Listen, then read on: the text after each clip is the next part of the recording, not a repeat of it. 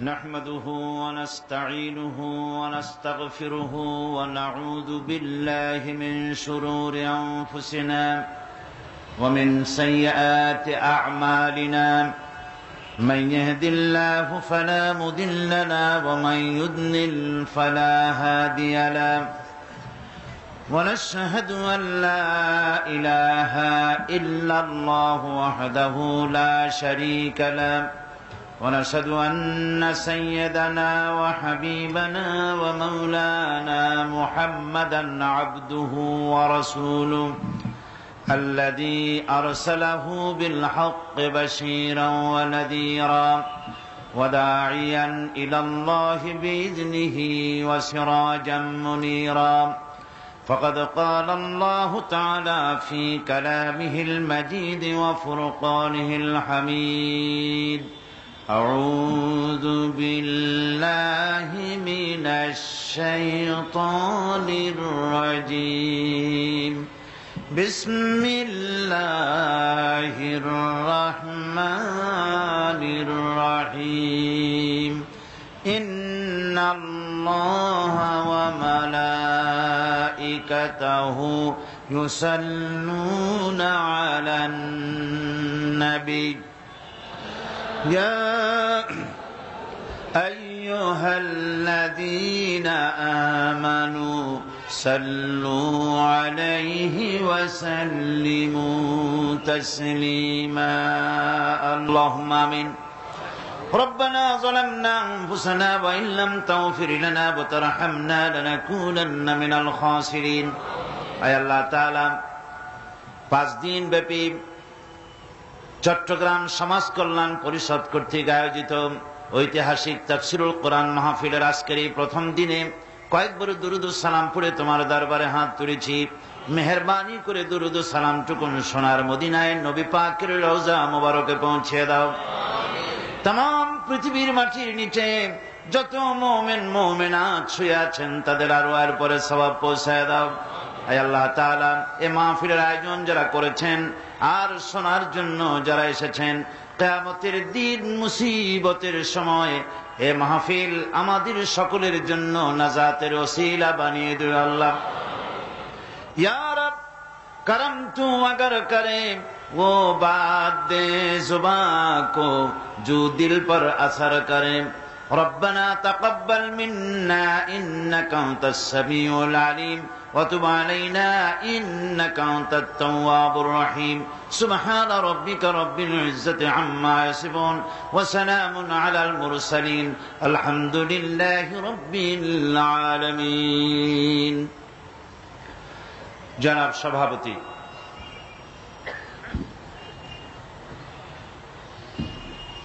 मंचे उपविष्ट आलिमकुल शिरोमणि शेखुल हदीस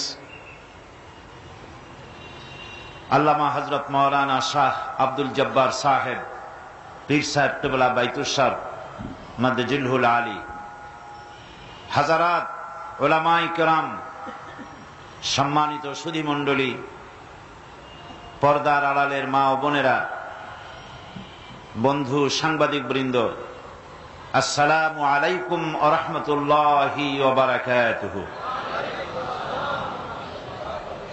আমরা আল্লাহ রাব্বুল আলামিনের দরবারে লাখো কোটি শুকরিয়া আদায় করি যে মহান আল্লাহ তাবারক ওয়া তাআলা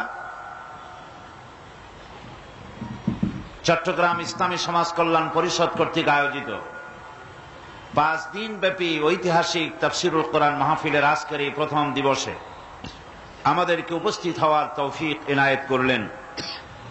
মনিবের দরবারে লাখো কোটি সুজুদ পেশ করছি, শুকরিয়া আদায় করছি। আমরা সকলে পড়ছি আলহামদুলিল্লাহ, রব্বানা লাকাল হামদ হামদান কাসীরান তাইয়িবান মুবারাকান ফীহি। আমি আমার আলোচনার শুরুতেই অত্যন্ত বেদনা ভারাক্রান্ত হৃদয়ে বলতে চাই এবং প্রাণ ভরে দোয়া করতে চাই সেই চট্টগ্রামের কিছুদিন আগে ঘটে যাওয়া দুর্ঘটনা ভূমিকম্পের মাধ্যমে হামজার বাগে ভূমিকম্পের কারণে যে সমস্ত আল্লাহর বান্দা বান্দিরা দুনিয়া থেকে বিদায় হয়ে গেছেন, যে সমস্ত মাসুম বান্দা বান্দিরা বিদায় হয়ে গেছেন, আমিন জুট মিলের কলোনিতে অগ্নিকাণ্ডে যে সমস্ত আল্লাহর বান্দা বান্দিরা দুনিয়া থেকে বিদায় হয়ে গেছেন, অভূতপূর্ব এই বড় রকমের ভূমিকম্পের দুর্ঘটনা যা চট্টগ্রামে ঘটল, এজন্য আল্লাহ পাকের কাছে দোয়া করে নিতে চাই, যারা মারা গেলেন এসব মুসলিম নরনারীকে আল্লাহ পাক যেন শাহাদাতের মর্যাদা দান করেন। তারা যাদেরকে রেখে গেছেন দুনিয়ায়, তাদেরকে আল্লাহ পাক যেন সাহারা দান করেন, এবং এই জাতীয় দুর্ঘটনা থেকে, আযাব ও গজব থেকে আল্লাহ পাক যেন গোটা বাংলাদেশকে, গোটা মুসলিম মিল্লাতকে যেন আল্লাহ পাক হেফাজত করেন।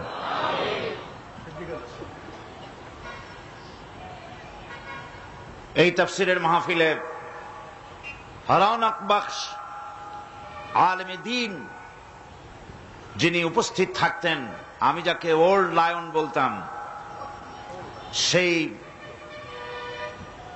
চট্টগ্রামের সেই সিংহ পুরুষ আল্লামা হযরত মাওলানা সিদ্দিক আজাদ সাহেব এই মঞ্চে আর আসবেন না। আল্লাহ পাক যেন তাকে জান্নাতুল ফেরদাউসের মেহমান বানিয়ে নেন। আজ আমি আপনাদের সামনে ভূমিকায় কিছু কথা আলোচনা করে নিতে চাই। ওমা তৌফিকি ইল্লা বিল্লাহ, সুবহানাকা লা ইলমা লানা ইল্লা মা আল্লামতানা, আলাইহি তাওয়াক্কালতু ওয়া ইলাইহি উনীব। মাবুদের দরবারে সাহায্য প্রার্থনা করছি যে তিনি যেন তার বান্দা বান্দীদের সামনে কিছু বক্তব্য রাখার, কোরআন থেকে হাদিস থেকে কিছু কথা বলার তৌফিক তার গোলামকে দান করেন। আমাদের বর্তমান সমাজের অবস্থা সম্পর্কে আমাদের মুরব্বী মুর্শিদে কামেল বাইতুস শরফের হযরত পীর সাহেব কেবলা আপনাদের সামনে তুলে ধরেছেন। আপনারা অত্যন্ত মনোযোগ সহকারে, আমরা সবাই মিলে অত্যন্ত মনোযোগ সহকারে তার বক্তব্য অনুধাবন করেছি, হৃদয়ঙ্গম করেছি। আল্লাহ পাক তাকে সুস্থ রাখুন, আল্লাহ পাক তাকে হায়াতে তাইয়্যিবা দান করুন, আল্লাহ পাক তাকে সেহাতে কুল্লিয়া দান করুন। এ জাতির হেদায়েতের জন্য আল্লাহ পাক দীর্ঘদিন তাকে বাঁচিয়ে রাখুন। সভাপতির জন্য দোয়া করে নিতে হয়। হযরত মাওলানা কুতুবউদ্দিন সাহেব দামাত বারকাতুহুল আলিয়া, যিনি খুব সুন্দর করে প্রতি বছর তার সুললিত কণ্ঠে স্বরচিত শের পড়ে তিনি শোনান, কবিতা পড়ে শোনান, গোটা মাহফিলকে মাতিয়ে তোলেন। আল্লাহ পাক তার ইলমি যোগ্যতা আরো বাড়িয়ে দিন, আল্লাহ পাক তার প্রতি রহম করুন। সমস্ত উলামায়ে কিরামদের উপরে, মাশায়েখে ইজামদের উপর আল্লাহ পাক রহম করুন।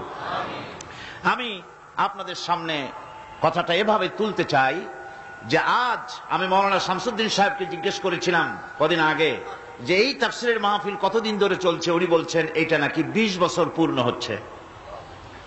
20 বছর ধরে আমরা কোরআনে কারীমের তাফসীর শুনলাম, আমাদের মধ্যে পরিবর্তন কতটা এসেছে, এ জাতির মধ্যে, এ দেশের মানুষের মধ্যে কতটা পরিবর্তন এসেছে, সেটাই সবচাইতে বড় প্রশ্ন। কোরআন কি শুধু শোনার জন্য এসেছে? কোরআন কি শুধু চুমা খাওয়ার জন্য এসেছে? কোরআন কি শুধু মাথায় রাখার জন্য এসেছে? কোরআন শরীফ কি জন্য এসেছে? আমরা তো শুধু শুনি, চুমা খাই, মাথায় লাগাই, বুকে লাগাই, কিন্তু কোরআন থেকে হেদায়েত গ্রহণ করি না। কোরআনের তাফসীর তো আমি নতুন কিছু করছি না। আমি কোরআনে কারীমের খেদমত যারা করেন তাদের মধ্যে, অতীতে যারা খেদমত করেছেন, এখন যারা করছেন, তাদের মধ্যে আমি হচ্ছি তালিবে ইলম, সবচেয়ে ছোট্ট নগণ্য আল্লাহ পাকের এক নগণ্য গোলাম। এর আগে বহু তাফসীর হয়েছে, কিন্তু মানুষের পরিবর্তন, চরিত্রের, আখলাকের, সমাজের, রাষ্ট্রের পরিবর্তন দেখতে পাই নাই। খুব কম পরিবর্তন হচ্ছে। হযরত শাহ আতাউল্লাহ বুখারী রাহমাতুল্লাহ আলাইহি সারা জীবন ইসলামের পথে সাধনা করে জীবনের শেষ মুহূর্তে এসে বলেছিলেন, 40 সাল তক কবরস্থান মে আজান দিয়া কোই মুর্দা জিন্দা নেহি হুয়া। 40 বছর পর্যন্ত কবরস্থানে আজান দিলাম, কোন মুর্দা জাগি উঠল না। আমার অবস্থাও অস্থায়ী হয়েছে, জীবনের 36টি বছর কোরআনে কারিমের একটুখানি খেদমতের তৌফিক আল্লাহ পাক দিলেন, মনে হচ্ছে যেন কবরস্থানে আজান দিচ্ছি, কারো কানে প্রবেশ করছে না। আজ আমরা কোথায় যাচ্ছি? কোরআন ছেড়ে দিয়ে কোথায় যাচ্ছি? ফাইনা তাযহাবুন, কোথায় চলছি আমরা? কোরআন ছেড়ে দিয়ে আমরা কোথাও শান্তি পাবো না। শান্তির জন্য পৃথিবীতে লিগ অব নেশনস তৈরি হয়েছিল, ইউনাইটেড নেশনস অর্গানাইজেশন তৈরি হয়েছিল, শান্তির জন্য সার্ক তৈরি হয়েছিল, শান্তির জন্য কত কিছু তৈরি হলো, শান্তি কেউ দিতে পারে নাই, পারবেও না। এই কোরআন কেন্দ্রিক রাষ্ট্র ব্যবস্থা ছাড়া শান্তি চুক্তি যতই হোক অশান্তি বাড়বে, শান্তি কোনোদিন হবে না। শান্তি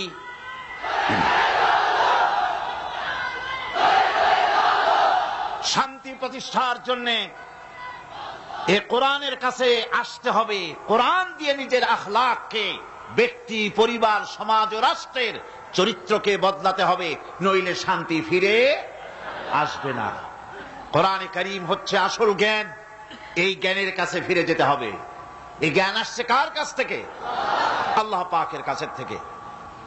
যুগ যুগ ধরে, শতাব্দীর পর শতাব্দী ধরে, ১৫০০ বছর পর্যন্ত কোরআন পৃথিবীর মানুষের কাছে আছে। আমি তো মনে করি কোরআনের চাইতে মজলুম কিতাব এই পৃথিবীতে আর একটাও নাই। আমরা কোরআনের প্রতি জুলম করেছি, অত্যাচার করেছি, কোরআনের হক আমরা আদায় করিনি।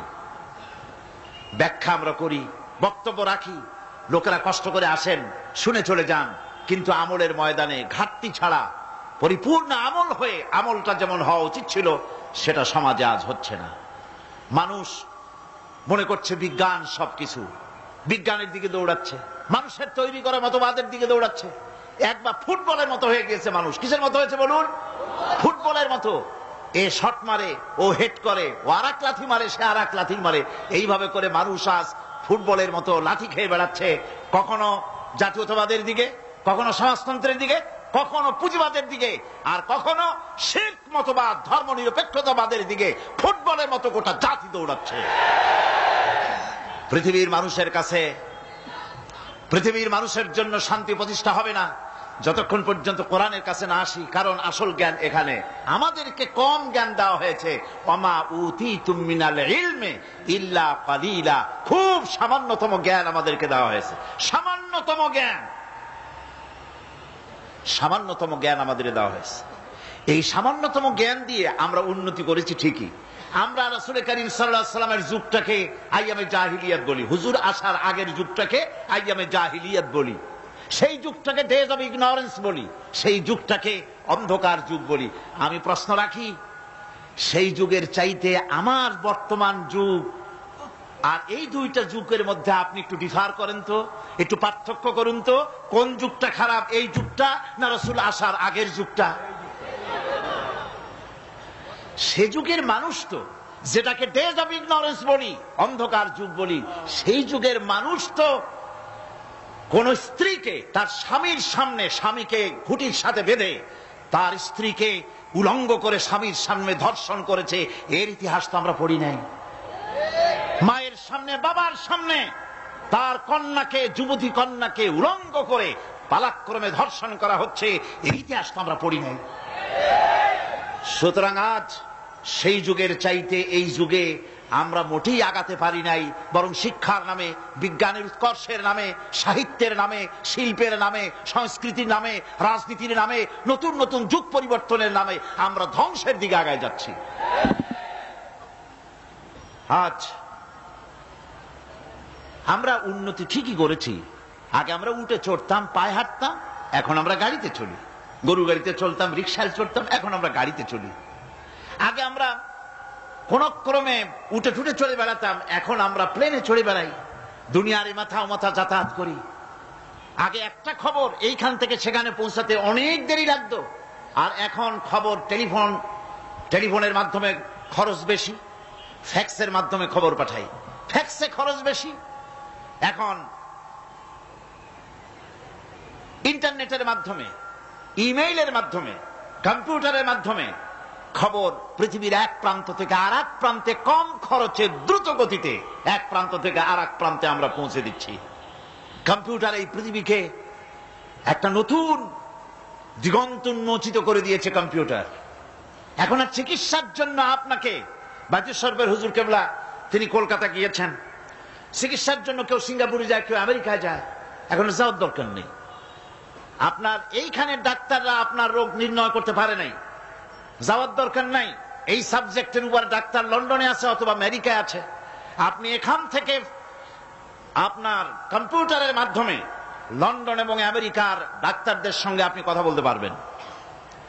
সেখানে রোগীর অবস্থা বলার পর সেখানকার ডাক্তার আপনাকে বলে দেবে এই রোগীর এই চিকিৎসা, অপারেশন করতে হলে অপারেশনের জায়গা কতটুকু, কত মিটার কাটতে হবে, কত সেন্টিমিটার কাটতে হবে, কোন জায়গা বাদ দিতে হবে, সব কম্পিউটার আপনাকে বলে দেবে এবং সেইভাবে করে চিকিৎসা করাবেন অতি দ্রুত গতিতে, কম খরচায়। লন্ডন যাওয়া লাগলো না, ডাক্তার আনা লাগলো না, এত টাকা ফি দেওয়া লাগলো না, প্লেন ভাড়া দেওয়া লাগলো না, এত কম খরচে আপনি বাড়ি বসে চিকিৎসা পাচ্ছেন।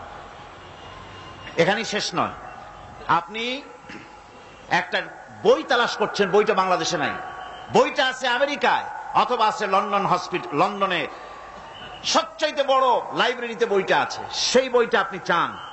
আপনাকে লন্ডনে যাওয়ার দরকার নাই, আপনি কম্পিউটারের বটন টিপুন, লন্ডন এসে গেছে। এবার আপনাকে প্রশ্ন করবে হোয়াট ডু ইউ ওয়ান্ট, তুমি চাও কি? আপনি তখন বলুন আমি লন্ডনের লাইব্রেরি চাই, লাইব্রেরির লিস্ট চলে আসলো। কোন লাইব্রেরি চান, সেখানে টিপুন, সেই লাইব্রেরিটা বেরিয়ে আসলো। এরপর ওই লাইব্রেরি কোন বইটা চান সেটাই টিপুন, বইটা বেরিয়ে আসলো।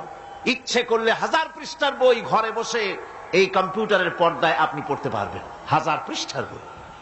তার মানে হলো আমাদের জাতীয় কবি বলে গেছেন, বিশ্ব নিখিল দেখবো আমি আপন হাতের মুঠায় পুরে। আজ সত্যি গোটা পৃথিবী মানুষের হাতের মুঠার ভিতরে এসে গিয়েছে।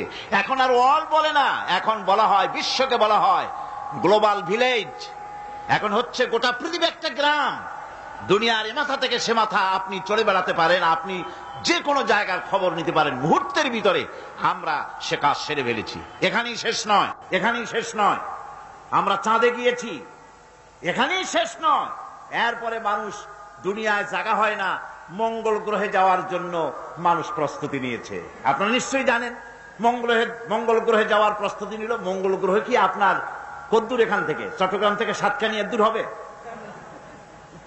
মঙ্গল গ্রহ এখান থেকে সূর্য হচ্ছে 9,30,00,000 মাইল দূরে, সেখান থেকে জুপিটার আরো শত শত কোটি মাইল দূরে, সেখান থেকে মঙ্গল গ্রহ মার্স, সেই মঙ্গল গ্রহ পর্যন্ত পৃথিবীর মাটি থেকে মঙ্গল গ্রহের দূরত্ব হচ্ছে 49 কোটি কিলোমিটার মাইল।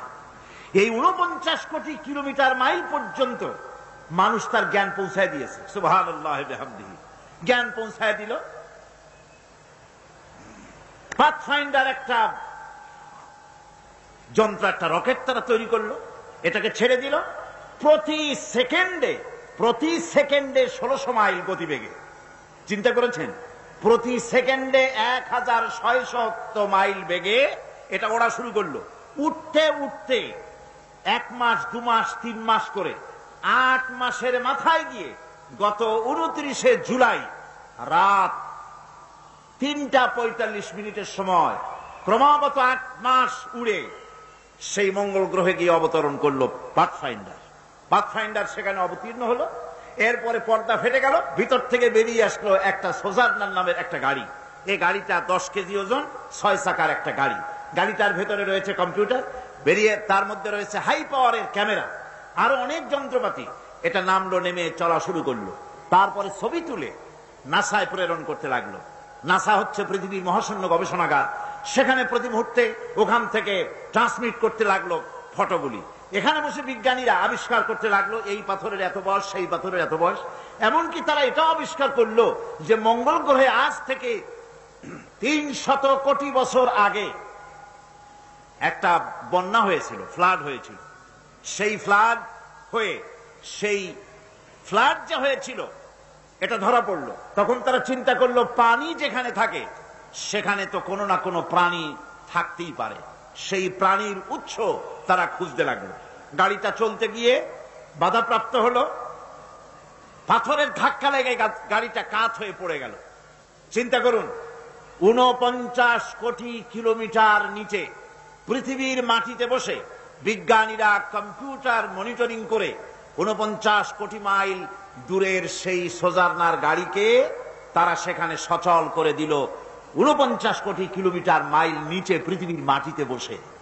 এখন আল্লাহ পাক কি বলছেন? আল্লাহ রাব্বুল আলামিন বলছেন, ওমা উতিতুম মিনাল ইলমি ইল্লা কালিলা, তোমাদেরকে খুব সামান্যতম জ্ঞান দেওয়া হয়েছে। এই যদি হয় সামান্যতম জ্ঞান, তাহলে আল্লাহ রাব্বুল আলামিনের জ্ঞান কত বড়! সেই সর্বজ্ঞানের আধার, সমস্ত জ্ঞানের উৎস আল্লাহ সুবহানাহু ওয়া তাআলা, তিনি কোরআন অবতীর্ণ করেছেন গোটা মানব জাতির জন্য। আল্লাহ রাব্বুল আলামিন বলেন, قُلْ لَوْ كَانَ الْبَحْرُ مِدَادًا لِكَلِمَاتِ رَبِّي لَنَفِدَ الْبَحْرُ قَبْلَ أَن تَنفَدَ كَلِمَاتُ رَبِّي وَلَوْ جِئْنَا بِمِثْلِهِ مَدَدًا। तमाम পৃথিবীর হে নবী আপনি বলুন, আমার রবের কালেমা লেখার জন্য যদি तमाम পৃথিবীর সমস্ত পানিগুলি যদি কালি বানানো হয়, আর তাই দিয়ে যদি আমার রবের কালেমার ব্যাখ্যা লেখা যদি শুরু হয়ে যায়, লিখতে লিখতে तमाम পৃথিবীর পানিগুলি শেষ হয়ে যাবে, আমার রবের কালেমার ব্যাখ্যা লেখা শেষ হবে না। এই হচ্ছে আল্লাহ পাকের সেই কালাম, এই হচ্ছে সেই কোরআন। আমাদের চাইতে হতভাগ্য জাতি পৃথিবীতে আর আছে কিনা অন্তত আমি জানি না। আমরা সৌভাগ্যবান জাতি ছিলাম, কিন্তু আজ আমরা হতভাগ্য এই কারণে যেহেতু কোরআনের সাথে আমাদের সম্পর্ক আগের মতো নাই। আমাদের পূর্ব পুরুষরা কোরআনের সাথে যে সম্পর্ক রাখতেন, আমরা সেই সম্পর্ক আজ আর রাখি না। কোরআন শরীফ আমি যদি জিজ্ঞেস করি, এই আমরা যারা এই মাহফিলে ওয়াজ শুনতে এসেছি, তাফসীর শুনতে এসেছি, কয়জনের বাড়িতে প্রত্যেক দিন ফজরের পর তেলাওয়াত হয়? যদি হাত তুলতে বলি তাহলে হাত বেশি উঠবে না কম উঠবে আপনারা বলেন? এরপরে যদি প্রশ্ন করি যে কয়জন তার বাড়িতে কোরআন শরীফ বুঝে পড়তে পারেন, তাহলে হাত কি আরো বেশি উঠবে না আরো কম উঠবে? তাহলে কোরআন শরীফের সঙ্গে আমরা অত্যাচার করছি, জুলম করছি, এই কথাগুলি আমাদের মনে রাখা দরকার। এই কোরআনের মাহফিলে আজকে যারা এই মাহফিলে আজকে যারা হিন্দু ভাইরা এসেছেন, বৌদ্ধ এসেছেন, খ্রিস্টান এসেছেন, অমুসলিম ভাইরা এসেছেন, আমি তাদের সকলকে এই মাহফিলের পক্ষ থেকে, আমাদের অন্তরের অন্তঃস্থল থেকে আপনাদেরকে মোবারকবাদ জানাই, আপনাদেরকে শুভেচ্ছা জানাই, স্বাগতম জানাই। কারণ এ কোরআন শুধু মুসলমানদের জন্য নয়, এ কোরআন পৃথিবীর কোন একটি যুগের জন্য, কোন একটি বিশেষ জাতির জন্য কোরআন অবতীর্ণ হয় নাই। কোরআন সর্বকালের সর্বযুগের সকলের মানুষের জন্য এসেছে। হাযা বায়ানুল লিন্নাস হুদাল লিন্নাস, এটা এসেছে পৃথিবীর মানুষের জন্য বয়ান হিসেবে, উপদেশের গ্রন্থ হিসেবে বিশ্ব মানবতার কাছে আল্লাহ পাক অবতীর্ণ করেছেন। মুসলমানরা শুধু দাবি করতে পারবে না যেটা শুধু আমাদের কোরআন, আর কারণ বন্ধুগণ, এ কোরআন কোনদিন পুরাতন হবে না। বাইতুল শরীফের হুজুর কি সুন্দর করে ছোট্ট ছোট্ট উপমা দিয়ে আমাদেরকে বুঝিয়েছেন। মিসাল দিলে মানুষ যত বোঝে, সারাদিন ওয়াজ করা, 300 পৃষ্ঠার বই পড়া আর ছোট্ট একটা দৃষ্টান্ত দেওয়া, এর থেকে অনেক দ্রুত মানুষের ব্রেন এটাকে ক্যাচ করে, ঠিক কিনা? কি সুন্দর করে তিনি বুঝাইছেন, মাথাটা আল্লাহর দেওয়া, এটা পুরানো, আর টুপিগুলি মানুষের তৈরি, জুতাটা মানুষের তৈরি, পাওয়াটা আল্লাহর তৈরি। কাজী পুরান, এগুলি পুরান হয়ে যায়, আল্লাহর তৈরিগুলো পুরান হয় না। এটা তো কোরআন, এটা কি? উনি প্রকৃতপক্ষে হাদিসের কথাই বলেছেন, হাদিসের কথাই বলেছেন। রাসূল করিম সাল্লাল্লাহু আলাইহি ওয়াসাল্লাম বলেছেন, লা ইহসা আজাইবুহু ওয়ালা তুবলা গারাইবুহু। এই কোরআন শরীফ কোনদিন পুরাতন হবে না, জীর্ণ হবে না, দীর্ণ হবে না, কোনদিন এর আকর্ষণ কোনদিন বিনষ্ট হবে না। মানুষ শুধু শুনতেই থাকবে কোরআনকে, কোনদিন নষ্ট হবে না। আল্লাহ রাব্বুল আলামিন কোরআনে কারীমকে হেফাজত করেছেন। আজ পৃথিবীর বুকে ধর্মগ্রন্থ হিসেবে, আল্লাহ পাকের কিতাব হিসেবে দুনিয়ায় কারো কাছে কোনো কিতাব নাই। সব তারমিম হয়েছে, তাহরিফ হয়ে গিয়েছে। একমাত্র কিতাব বিশ্ববাসীর কাছে আছে, যার নাম কোরআন। নাম কি? আল্লাহ পাক বলেন, এই কোরআনকে আমি হেফাজত করব। ইন্না নাহনু নাযালনা যিকরা ওয়া ইন্না লাহু লাহাফিজুন। কোরআন নাজিল করেছি আমি আল্লাহ, আর এর সংরক্ষণের সবটুকুন দায়িত্ব আমি আল্লাহ আমার নিজ হাতে গ্রহণ করেছি। কোরআন আমি নিজে হেফাজত করব, এ ওয়াদা কার? বলেন না ওয়াদা কার? আল্লাহ পাকের ওয়াদা, আমি এটাকে হেফাজত করব।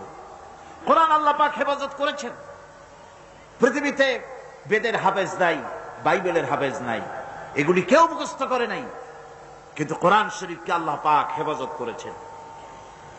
কোরআনকে যদি প্রশ্ন করা হয় যে তুমি কোথা থেকে এসেছো, কোথায় তুমি ছিলে, কোরআনে কারীম বলছে বালহু কুরআনুম মাজিদুন ফি লাওহিম মাহফুজ, বরং এই কিতাব, এই কোরআন শরীফকে আল্লাহ পাক লোহে মাহফুজে রেখেছেন। লোহ মাহফুজ কি?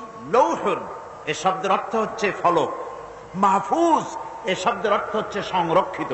আল্লাহ পাক কোরআনকে সংরক্ষিত করেছেন একটা ফলকের মধ্যে। কিভাবে করলেন? সেই ফলকটার কাইফিয়ত কি আমরা জানি না। ওটা কি খোদাই করে লেখা, না ফেরেশতা দিয়ে আল্লাহ পাক রং আর তুলি দিয়ে লেখাইছেন, না কি কায়দায় ফলকের মধ্যে রাখছেন, এই কাইফিয়ত পৃথিবীতে কারো জানা নাই। যেমন আমরা জানি না হাফেজের, যে ব্যক্তি কোরআন মুখস্থ করেছে, এই মাহফিলে হাফেজ আছেন না? হাফেজে কোরআন অবশ্যই আছে, কিন্তু এই কোরআন তিনি হেফাজত করেছেন কোথায়? তিনি যে মুখস্থ করেছেন রাখছেন কোথায়? এটা যদি কেউ খোঁজে, হাফেজকে তার মাথাটা অপারেশন করে মগজটা যদি প্লেটে এনে তারপর অনুবীক্ষণ যন্ত্র দিয়ে যদি খোঁজা হয়, ব্রেনের মধ্যে কোরআনের একটা অক্ষর পাওয়া যাবে? তার হৃদয়ের ভিতরে কোথাও পাওয়া যাবে? সুতরাং এখানে যে কায়দায় আল্লাহ পাক হেফাজত করেছেন, এরকম কোন এক কায়দায় আল্লাহ পাক হেফাজত করেছেন যে কায়দাটা আমাদের জানা নাই। আর আল্লাহ এমন ভাবে হেফাজত করলেন যা নষ্ট হওয়ার কোন উপায় নাই। আমার বক্তৃতা বিভিন্ন জনে এখানে টেপ রেকর্ড করছেন, অডিও করছেন, ভিডিও করছেন। এখন এই অডিও ভিডিও হচ্ছে যে ফিতায়, এই ফিতার উপরে যদি আর একজনের বক্তৃতা তোলা হয় তাহলে এটা নষ্ট হয়ে যাবে, ঠিক কিনা?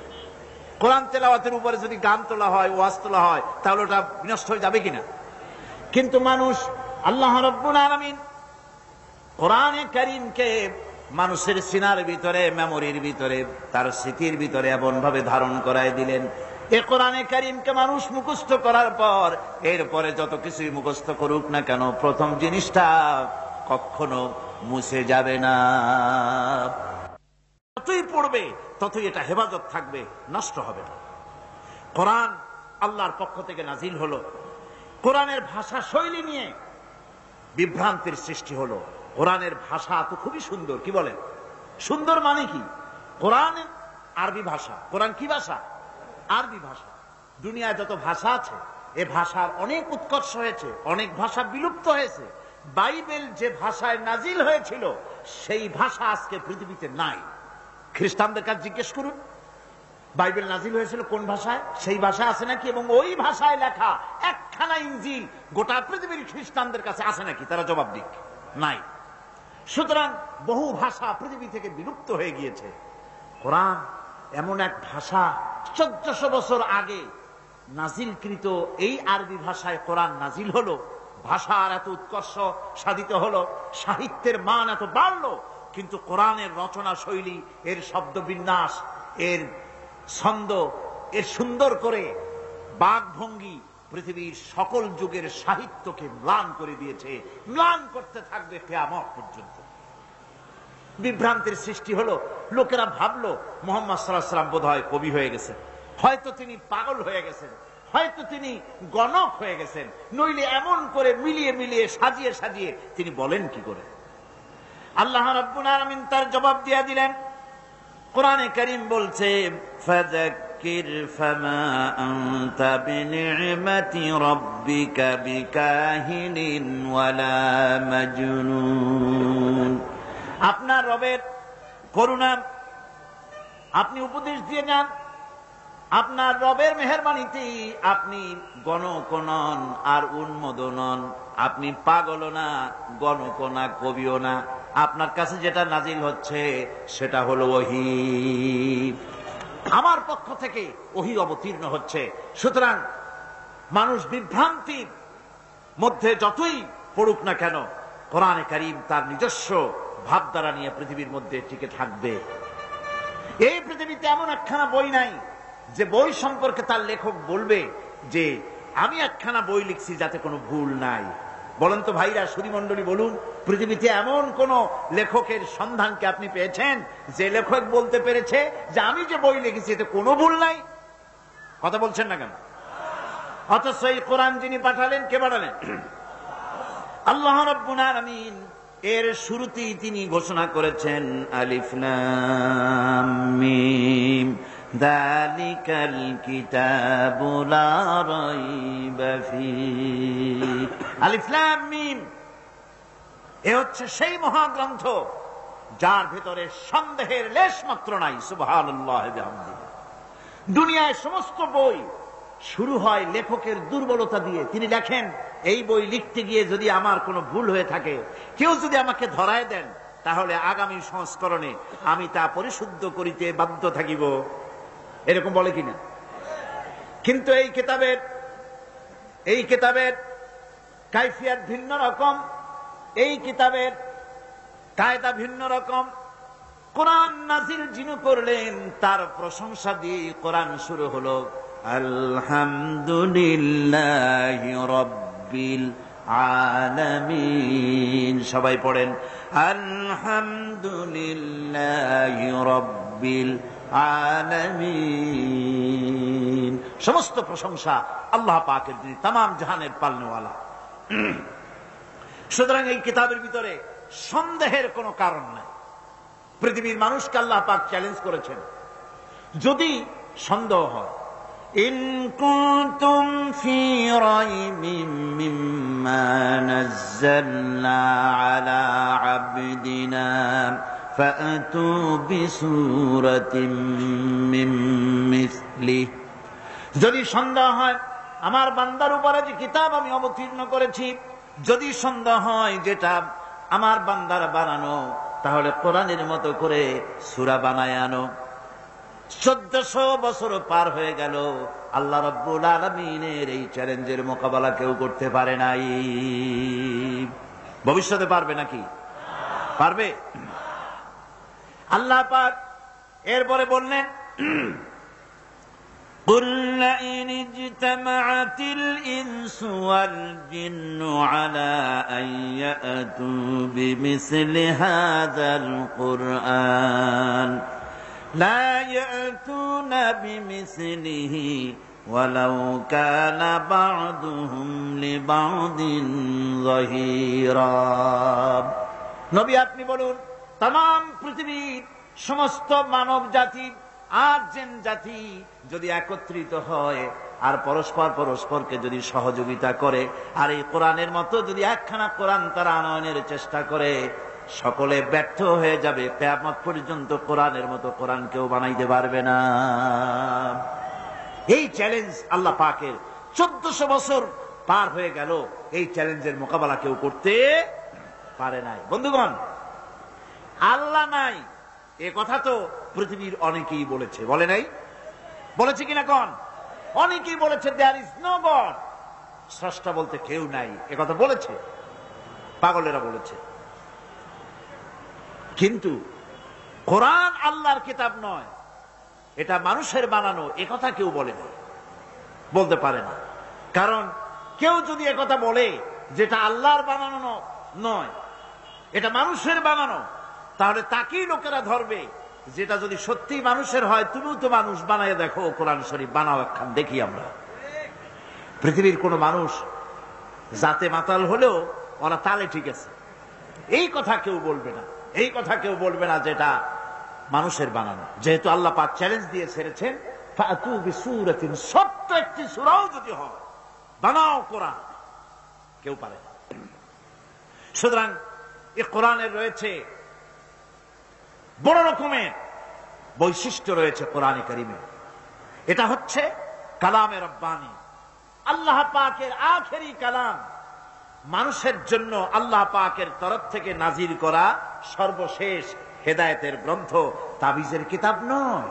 কি বলেন, কোরআন কি তাবিজের কিতাব? না, এটা তাবিজের কিতাব নয়। কোরআন শরীফ হেদায়েতের গ্রন্থ, সর্বশেষ হেদায়েতের কিতাব আল্লাহর পক্ষ থেকে।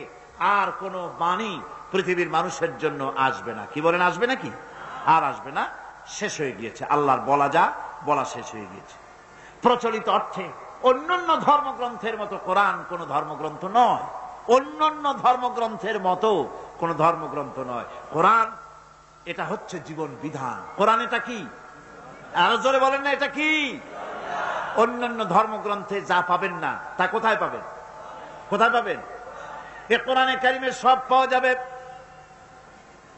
আপনার অর্থনীতি পাওয়া যাবে, রাজনীতি পাওয়া যাবে না যাবে না, সমাজনীতি পাওয়া যাবে, পারিবারিক নীতি পাওয়া যাবে, জুডিশিয়াল ল পাওয়া যাবে, ফৌজদারি দণ্ডবিধি পাওয়া যাবে, এর মধ্যে স্বরাষ্ট্রনীতি পাওয়া যাবে, পররাষ্ট্রনীতি পাওয়া যাবে, যুদ্ধ কার সাথে করবেন, কার সাথে করবেন না, কার সাথে চুক্তি করবেন, কার সাথে করবেন না, সবগুলি রব্বুল আলামিন কোরআনে কারিমের মধ্যে বলে দিয়েছেন।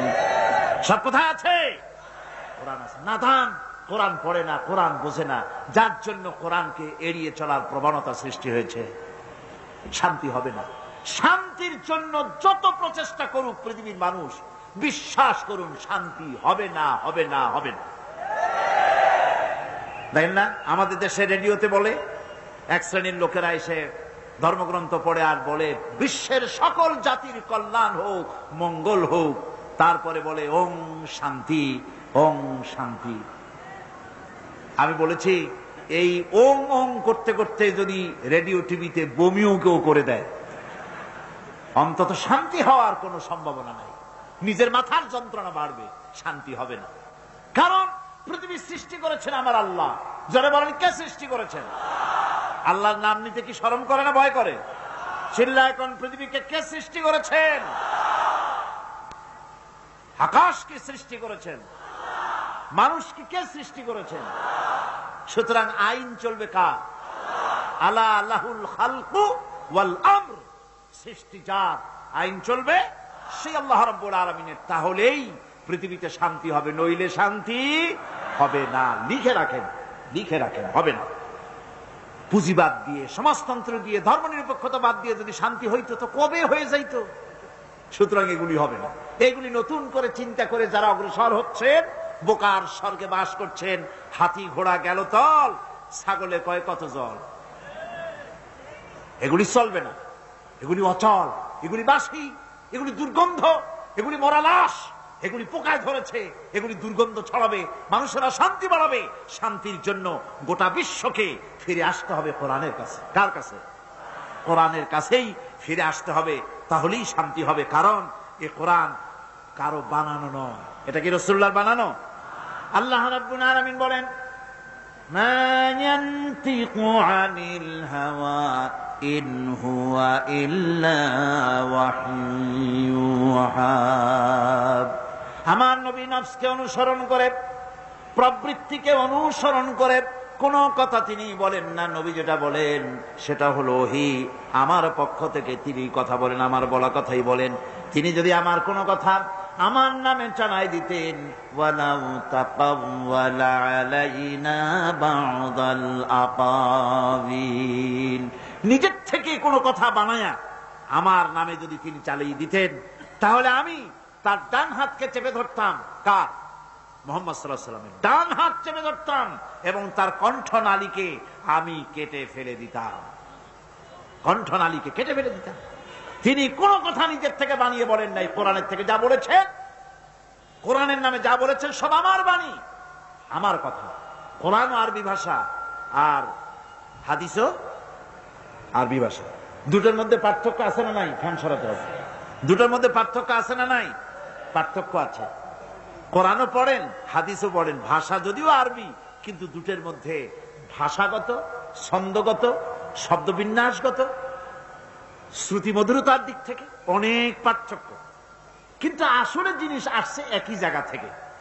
কোরআনের ভাব আর ভাষা দুটোই আল্লাহ, হাদিসের ভাষাটা রাসূল করিম সাল্লাল্লাহু আলাইহি ওয়াসাল্লামের ভাবটা আল্লাহ পাকের। সুতরাং নবী যা বলেছেন সব কথা আমার পক্ষ থেকেই বলেছেন।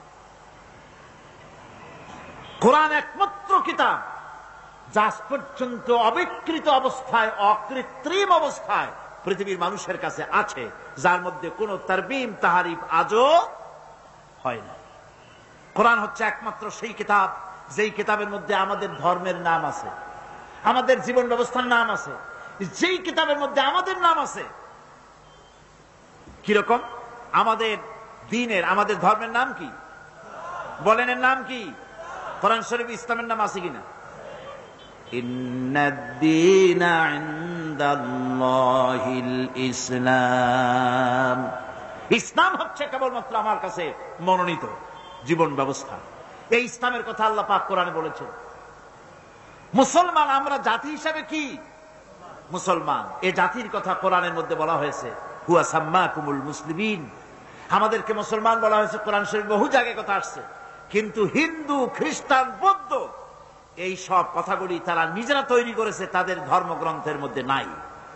বেদের মধ্যে কোথাও হিন্দু কথা নাই, বাইবেলের ভিতরে কোথাও খ্রিস্টানদের কথা নাই, খ্রিস্টান এই শব্দ ব্যবহার করা নাই। সুতরাং হিন্দু, বৌদ্ধ, খ্রিস্টান এসব নাম তাদের নিজেদের তৈরি করা, তাদের ধর্মগ্রন্থের ভিতরে নাই। কোরআন একমাত্র কিতাব যা এই জাতির নাম এবং দ্বীনের নাম, ইসলামের নাম, মুসলমানদের নাম কোরআনের মধ্যে আল্লাহ পাক স্পষ্ট করে ঘোষণা করে দিয়েছেন। কোরআন হচ্ছে বিশ্বের সেই কিতাব যা সর্বাধিক পঠিত। আপনি আমাকে বলেন, পৃথিবীতে একখানা কিতাবের নাম আমারে শোনান যেই কিতাবটা সবচাইতে বেশি পড়া হয়েছে, তার নাম কি? কি নাম? কোরআন। কোরআনের চাইতে বেশি পড়া হয়েছে এমন কোন কিতাব পৃথিবীতে। কোরআনের নামই হলো কোরআন, যার অর্থই হলো পাঠ করার বিষয়। এর নামই হলো কোরআন।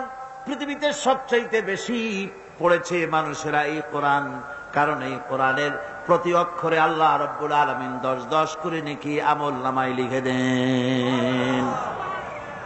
পৃথিবীতে এমন কোন বই নাই যা প্রত্যেক অক্ষরে 10-10 করে নেকি আমল নামায় লেখা যাবে।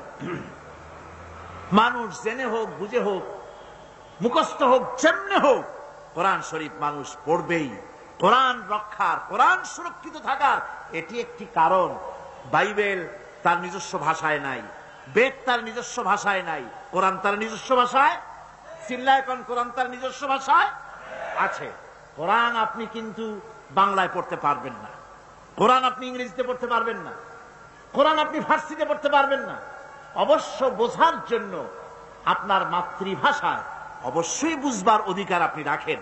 কোরআন আপনি বুঝবেন, বাংলায় বুঝুন, উর্দুতে বুঝুন, ডাচে বুঝুন, ফ্রান্সিতে বুঝুন, ইংলিশে বুঝুন, আর আপনি যে কোনো ভাষায় কোরআন বুঝতে চেষ্টা করুন। কিন্তু যখন তেলাওয়াত করবেন তখন আপনাকে আরবিতেই তেলাওয়াত করতে হবে। তেলাওয়াত করতে গেলে কিছু তেলাওয়াত করতে হবে, আরবিতে অবশ্যই পড়তে হবে। আপনি অন্য কোনো ভাষায় পড়তে পারবেন না। আপনি কি পারবেন নামাজ পড়তে দাঁড়িয়ে আল্লাহ সর্বশ্রেষ্ঠ, সমস্ত প্রশংসা তার যিনি তামাম জাহানের পালনেওয়ালা সৃষ্টিকর্তা, তিনি পরম করুণাময়, তিনি দয়ালু, তিনি বিচার দিনের বিচারক। তোমার কাছে সাহায্য চাই, একমাত্র তোমারই গোলামি করি। আল্লাহ সর্বশ্রেষ্ঠ। নামাজ হবে? নামাজ হবে। কোরআনকে বাধ্যতামূলক করা হয়েছে আরবিতে পড়তে হবে। কিয়ামত পর্যন্ত এই কোরআন তার নিজস্ব ভাষায় টিকে থাকবে, কারো ক্ষমতা নাই এক হরফ, একটা রক্ত পরিবর্তন করার অধিকার পৃথিবীর কোন মানুষের নয়। কোরআন শরীফ একমাত্র সেই বিশাল গ্রন্থ যা মানুষ মুখস্থ করেছে। পৃথিবীতে অন্য কোন বই কেউ মুখস্থ, অন্য কোন কিতাব কেউ মুখস্থ করতে পারে নাই। কোরআন একমাত্র কিতাব, মাতৃভাষা নয়, অথচ মুখস্থ করেছে। এইরকম কোন কিতাবের নাম আপনার জানা আছে নাকি? নাই। আমাদের মাতৃভাষা কি আরবি? কি আমাদের মাতৃভাষা? আমাদের মাতৃভাষা বাংলা। আরবি আমার মাতৃভাষা নয়, পিতৃভাষাও নয়। কিন্তু কোরআন শরীফ বাংলাদেশের হাজার হাজার লক্ষ লক্ষ মুসলমান মাতৃভাষা নয়, আরবি ভাষা কোরআনের মতো এত বড় কিতাব মুখস্থ করে সিনার মধ্যে জমা করেছে। পাকিস্তানের ভাষা উর্দু, ভারতের ভাষা হিন্দি, উর্দু, নানান ভাষা আছে। আমেরিকা, ইংল্যান্ডে ইংরেজি ভাষা আছে, বিভিন্ন জায়গায় ইংরেজি, বিভিন্ন রকমের ভাষা আছে। যত ভাষার লোক হোক না কেন, কোরআন যারা মুখস্থ করে নিজের মাতৃভাষা নয়, অথচ মুখস্থ করেছে, এমন নজির, এমন দৃষ্টান্ত পৃথিবীতে কোথাও নাই। সুবহানাল্লাহ। কোরআন হচ্ছে সেই কিতাব যা আল্লাহ পাক রাসূল করিম সাল্লাল্লাহু আলাইহি ওয়াসাল্লামের জীবনের জন্য একটা মুজিজা হিসেবে পৃথিবীর মানুষের কাছে রাসূলের মাধ্যমে পাঠিয়েছেন, গোটা বিশ্ববাসীর কাছে। কোরআন হচ্ছে একটা মুজিজা। কোরআন কি? মুজিজা।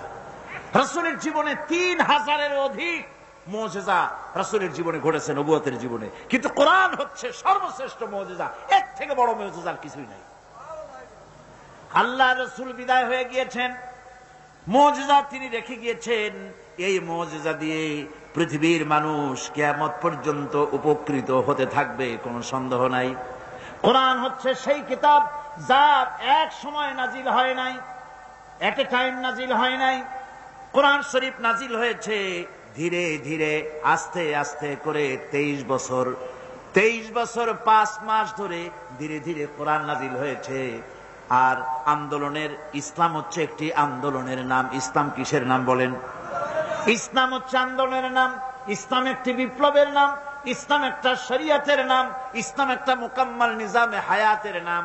এই ইসলামী মুকাম্মাল নিজামে হায়াতের জন্য যখন যা দরকার, ধীরে ধীরে আল্লাহ রাব্বুল আলামিন এ কোরআন নাজিল করেছেন। হুজুর মুখস্থ করেছেন, মুখস্থ করতে গিয়া বারবার তিনি জিহ্বা নাড়াচ্ছিলেন, দ্রুত করতেছিলেন, যাতে করে একটা আয়াত, একটা জের জবর যাতে বাদ না পড়ে যায়।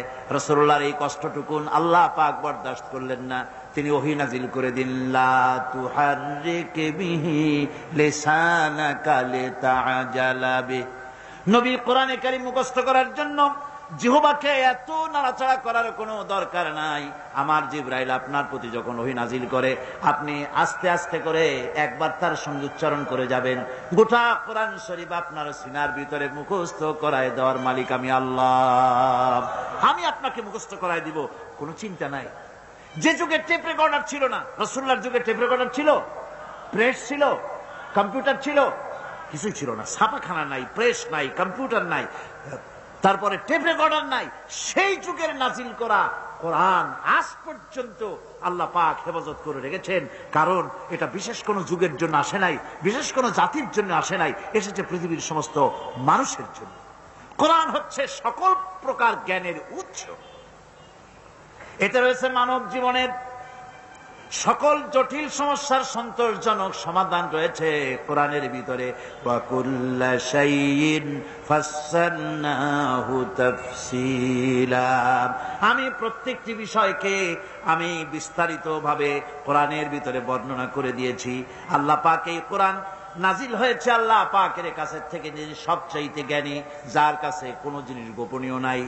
কুল আনজালাহুল্লাযী ইয়ালামুস সিররা ফিস সামাওয়াতি ওয়াল আরদ। বলুন হে নবী, এই কোরআন নাজিল হয়েছে তার পক্ষ থেকে, যার কাছে আকাশ আর জমিনে গোপন বলে কোনো জিনিস নাই, সব যার কাছে স্পষ্ট, সেই আল্লাহ রাব্বুল আলামিন এই কোরআন নাজিল করেছেন। সুতরাং এই কোরআন আল্লাহর পক্ষ থেকে এসেছে গোটা পৃথিবীর মানুষের জন্য।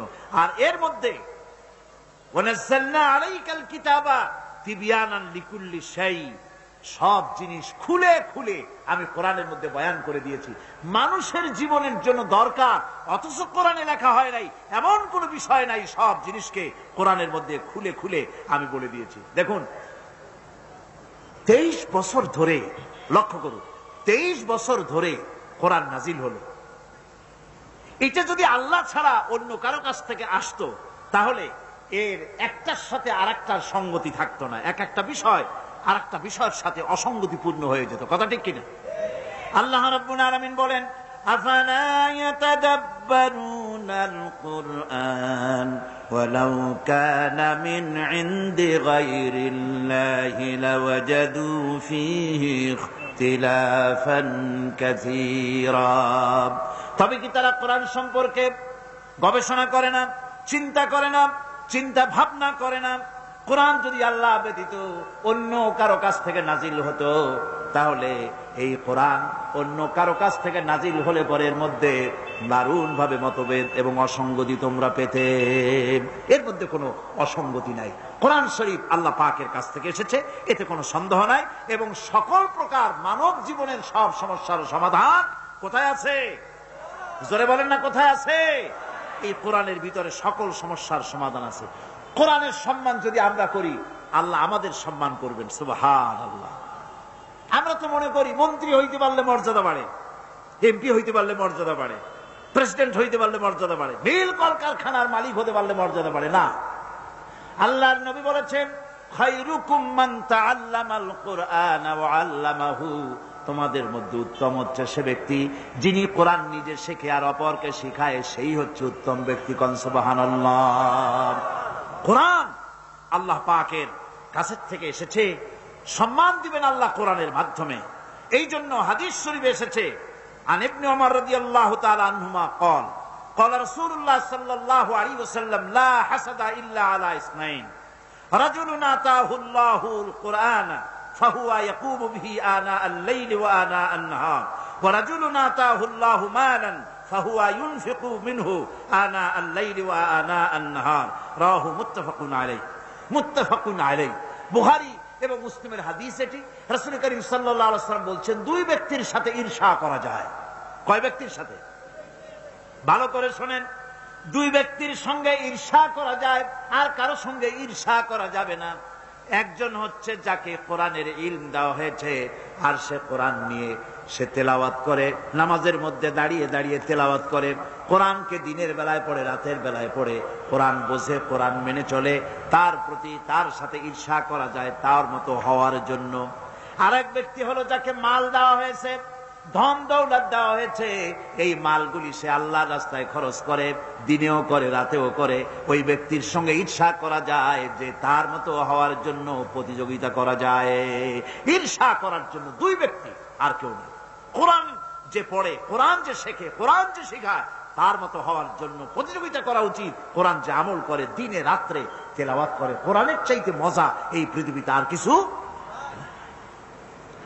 আমার বন্ধুগণ, হাদিস শরীফে রাসূল করিম সাল্লাল্লাহু আলাইহি ওয়াসাল্লামের হাদিস এসেছে আন ওমর ইবনুল খাত্তাব রাদিয়াল্লাহু তাআলা আনহু قال قال رسول الله صلى الله عليه وسلم ان الله يرفع بهذا الكتاب اقواما ويضع به آخرين رواه মুসলিম। মুসলিম শরীফের এই হাদিসে বলা হচ্ছে যে আল্লাহ পাক এই কোরআন দিয়ে কোন জাতিকে মর্যাদা দান করেন, উন্নত করেন, প্রতিষ্ঠিত করেন তাদেরকে, আর কোন দলের পতন করেন। কোন দলকে প্রতিষ্ঠিত করেন আর কোন দলকে এই কোরআনের কারণেই পতন করে দেন। অর্থাৎ এর তাৎপর্য হচ্ছে যে সব লোক কোরআনের বিজয়ের জন্য কাজ করে, কোরআনের আদর্শ নিয়ে কাজ করে, কোরআন শরীফ নিয়ে আন্দোলন করে, কোরআনকে প্রতিষ্ঠিত করার জন্য নিজেদেরকে নিয়োজিত করে, তাদের প্রতি আল্লাহ রহম করেন, তাদেরকে সম্মান দেন। আর যারা কোরআনের আদর্শকে দুনিয়া থেকে মিটিয়ে ফেলার জন্য যারা প্রচেষ্টা চালায়, তাদের উপরে আল্লাহ লানত হয়, সেই দলের পতন হয়ে যায়। কোরআন সম্পর্কে রাসূল করিম সাল্লাল্লাহু আলাইহি ওয়াসাল্লাম বলছেন আন আবি হুরায়রা রাদিয়াল্লাহু তাআলা আনহু আন্নাহু قال قال رسول الله صلى الله عليه وسلم لا تجعلوا بيوتكم مقابر رواه মুসলিম। আল্লাহর নবী বলছেন, ও মুসলমানেরা, তোমরা তোমাদের ঘরগুলিকে কবরস্থান বানায়ো না, তোমাদের ঘরগুলিকে কবরের মতো বানায়ো না। কবর যেরকম নীরব থাকে, সেখানে কোনো নড়াচড়া নাই, কোনো কিছু নাই, ঘরটা যেন কবর না হয়, তার মানে হলো ঘরে যেন কোরআনের তেলাওয়াত হয়, সকালে বিকেলে রাত্রে কোরআন যেন তেলাওয়াত হয়, কোরআনের দরস হয়, কোরআন শরীফ আলোচনা হয়। যেই ঘরের ভিতরে কোরআন তেলাওয়াত হয় না, রাসূলের এই হাদিস অনুযায়ী সেটা হলো কবরস্থানের মতো। কিসের মতো? কবরস্থানের মতো। হুজুর বলছেন,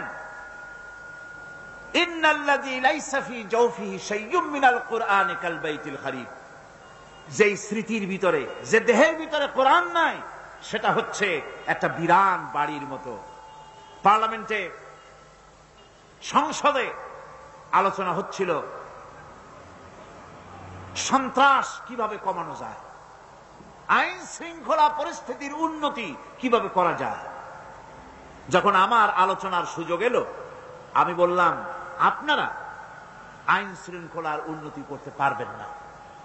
আলহামদুলিল্লাহ, আল্লাহ পাক তো এখন আমাকে ওখানেও কথা বলার সুযোগ করে দিয়েছেন, মাহবুদের মেহেরবানি। আমার এই বক্তব্য রেকর্ড আছে। আমি বলেছি আপনারা এটা পারবেন না, কারণ হচ্ছে আইন শৃঙ্খলা উন্নতি করবেন কেমনে, সন্ত্রাস কমাবেন কি করে। এদেশের ইউনিভার্সিটি সমূহের মনোগ্রামে লেখা ছিল, ইকরা বিসমি রাব্বিকাল্লাযী খালাক রব্বি জিদনি ইলমা। ছিল কিনা? 1972 সনে এই আপনারা ওনাদের উপস্থিতিতেই বলেছি, আপনারা 1972 সনে ক্ষমতায় এসে ইউনিভার্সিটির মনোগ্রাম সমূহ থেকে কোরআনের আইনকে, কোরআনের আয়াতে কারিমাকে বাদ দিয়ে সেখানে ক খ গ ঘ উম লাগাইছেন। সুতরাং এখানে শান্তি হবে কি করে? রসুলের হাদিসের সাথে মেলে না তো। রসুল বলেছেন যেই স্মৃতিতে, যেই দেহের মধ্যে কোরআন নাই সেটা বিরান বাড়ি। ওটা তো বিরান বাড়ি হয়েছে। বিরান বাড়ি, উজার বাড়ি, যেখানে মানুষ থাকে না সেখানে থাকে শয়তান থাকে, হুতুম পেচারা থাকে, ভূত থাকে, সাপ থাকে।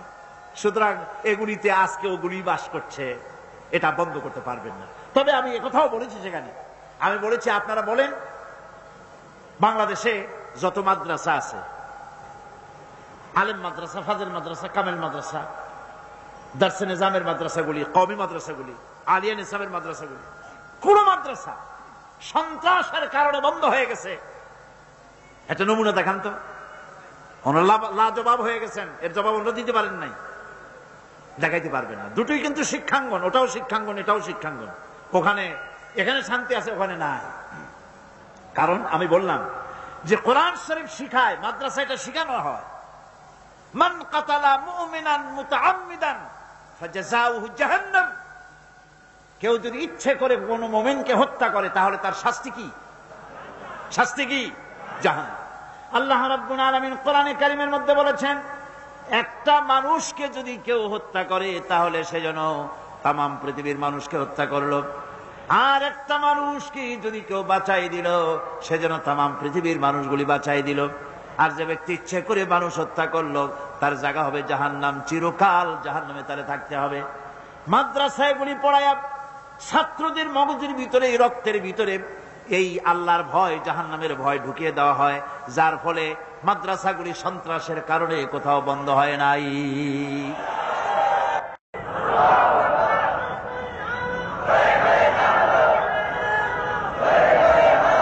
আজ আপনারাই দেখুন পাকিস্তানের 25 বছর, বাংলাদেশের 26 বছর, সব মিলিয়ে কয় বছর? অঙ্কের ছাত্র নাই এখানে? 51 বছর, অর্ধ শতাব্দী।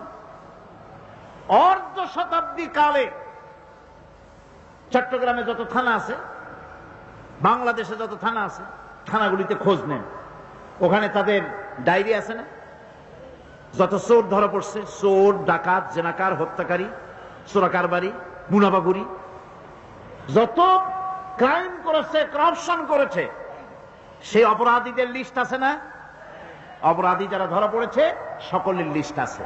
আমি চ্যালেঞ্জ করছি, আপনারা সমস্ত থানাগুলি ঘুরে এই ডায়েরি, থানার এই ডায়েরি খুঁজে বের করুন তো এর মধ্যে মৌলানা সাহেব কয়জন,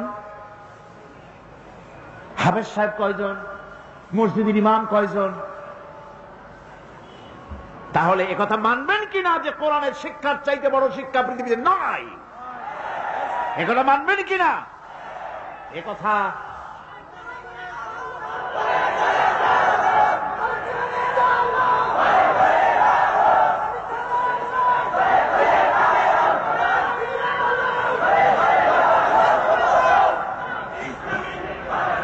এই কোরআনের কথা, এই কোরআনের কথা আমরা যত মানব, যত তাড়াতাড়ি মানব তত তাড়াতাড়ি কল্যাণ, যত দেরিতে মানব ততই আমাদের অকল্যাণ, ঠিক কিনা?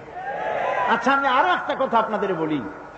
আজও শিক্ষা প্রতিষ্ঠানগুলিতে ওস্তাদ, শিক্ষক, টিচার, কোন শিক্ষাঙ্গনের টিচারেরা, শিক্ষকেরা ছাত্রের কাছে সম্মান বেশি পায় বলেন? আলহামদুলিল্লাহ কইতে ইচ্ছে করে না? আমি আপনাদেরকে ভিজিট করতে বলবো, আজকের মাহফিলের সাংবাদিক, সাহিত্যিক, বুদ্ধিজীবী, শিক্ষক সকলকে বলবো মেহেরবানি করে কোনো খবর না দিয়া মাদ্রাসাগুলিতে যেয়ে দেখেন মাদ্রাসার ছাত্ররা ওস্তাদকে কিভাবে সম্মান করে। মসজিদে ওস্তাদ যখন মসজিদে ঢোকে জুতা জোড়া নিয়ে এক পাশে ছাত্ররা রেখে দেয়। ছাত্র যদি টের পায় আমার ওস্তাদ আমার পেছনে, চট করে সে ওস্তাদের পেছনে চলে যায়, সামনে হাঁটে না। ছাত্র তার ওস্তাদের জামা কাপড়গুলো গুছিয়ে দেয়, উজুর পানিটা আগায় দেয়। কিন্তু কলেজ বিশ্ববিদ্যালয় উজুর পানি জন্মের মতো খাওয়ায় দেয়, ঠিক কি রাখো? প্রফেসর পিটাইয়া প্রিন্সিপাল বানায় দেয়, প্রিন্সিপাল মাইরের ঠেলায় ভাইস চ্যান্সেলর হবে কবে সেই অপেক্ষায় থাকে। কথাগুলি কি আমি বাড়ায় বললাম না ঠিক বললাম? এটা কেন? এটা এই জন্য যেহেতু এটা হচ্ছে কালামে রব্বানি, আমার আল্লাহর কালাম, আমার আল্লাহর কথা। ভাইরা বিশ্বাস করুন, এখানে যে শান্তি পাবেন পৃথিবীতে এই শান্তি কোথাও পাওয়া যাবে না। রাসূলুল্লাহ তো তার সমাজে, তিনি তো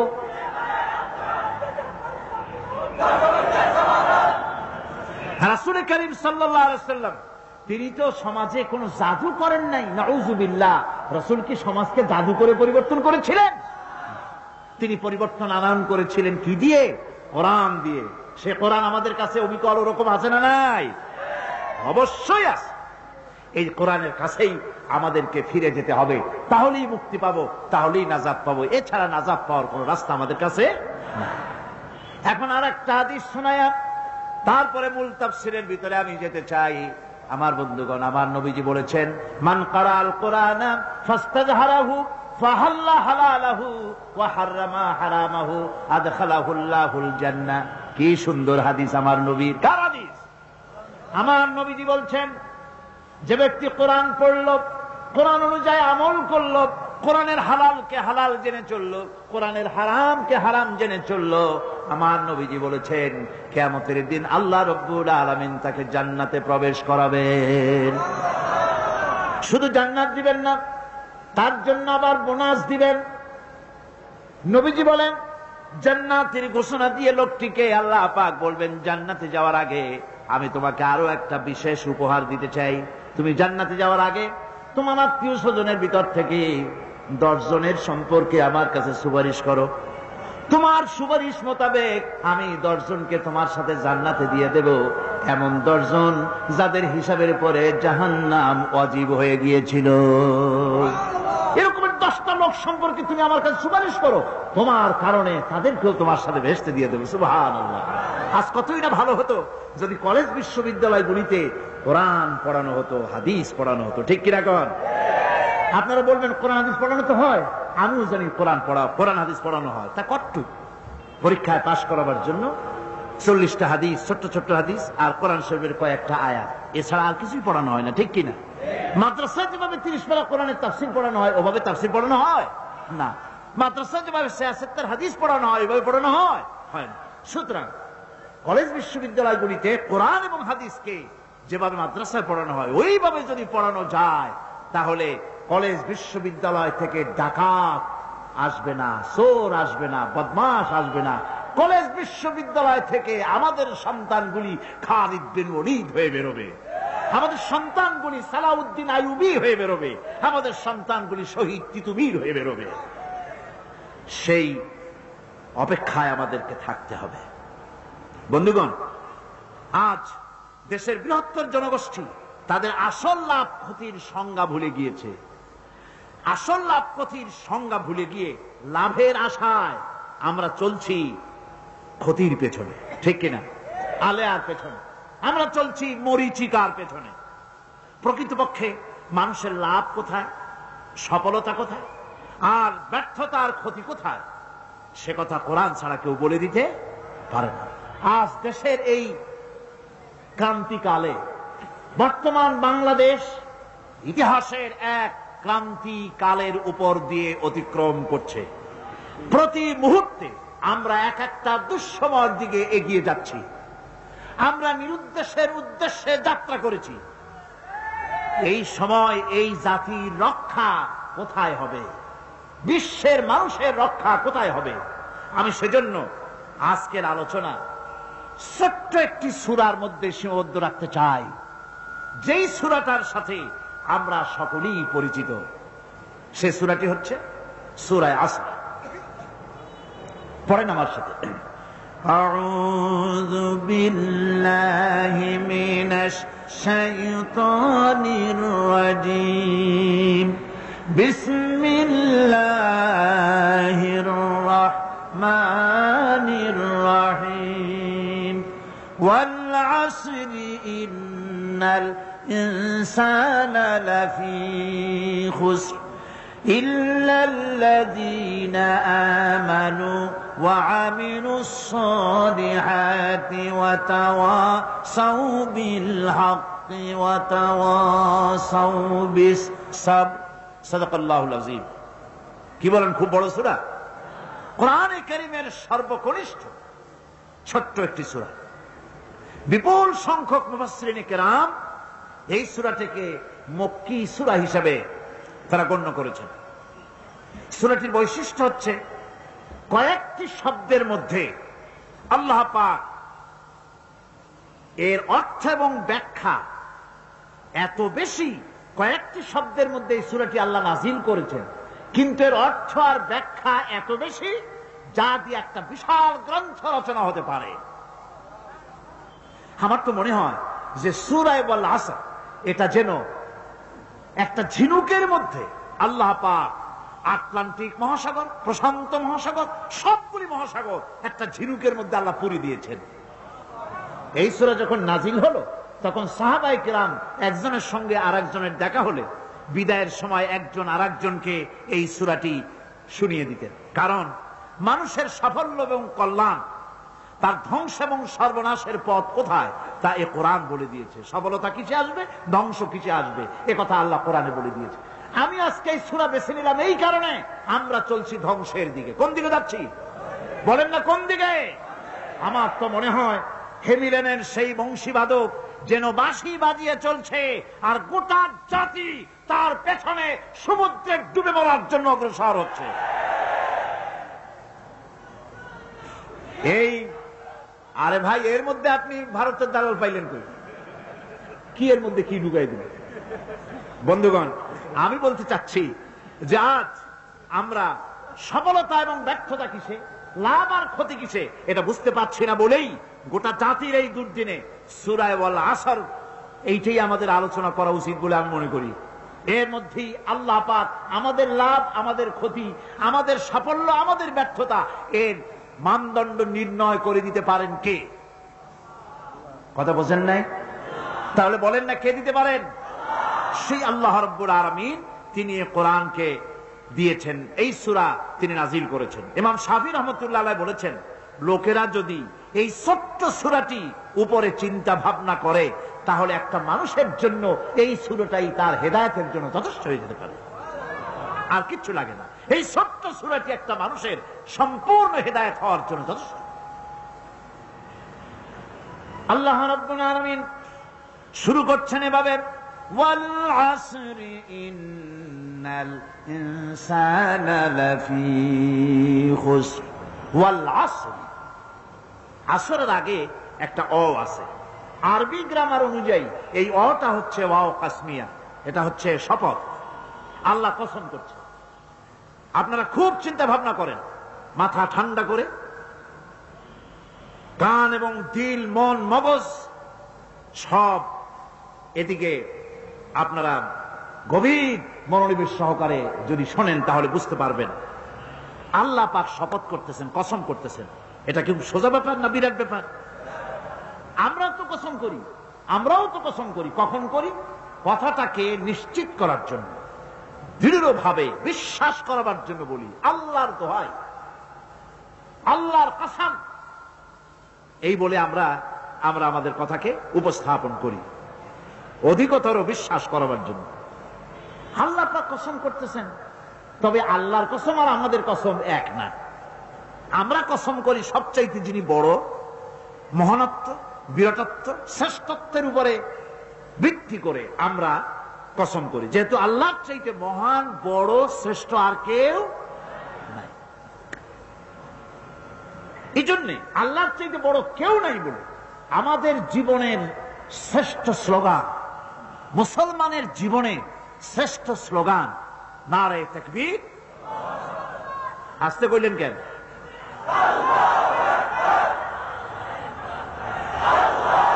আল্লাহ হচ্ছেন বড়, তার থেকে বড় কেউ না।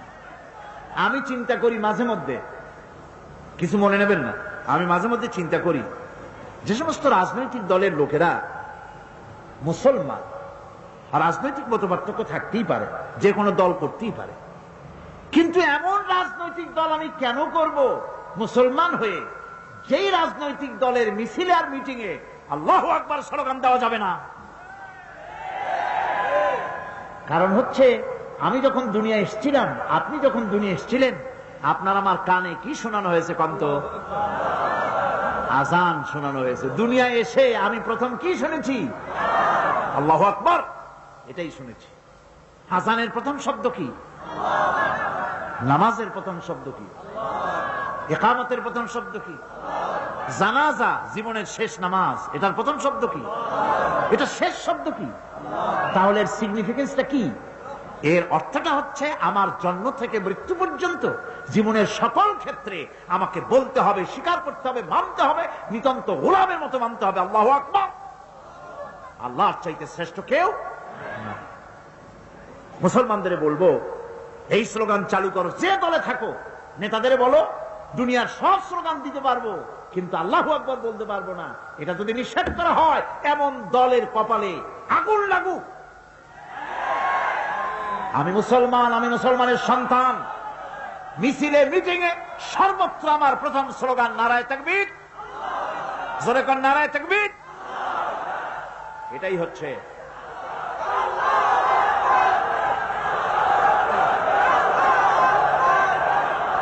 সুতরাং আজ আল্লাহু আকবার আমরা কসম করি, যেহেতু আল্লাহ বড়, তার বিরাটত্বের উপরে নির্ভর করে আমরা কসম করি। কিন্তু আল্লাহর চাইতে বড় তো কেউ নাই। উনি কসম যখন করবেন, উনি করবেন কিসের কসম?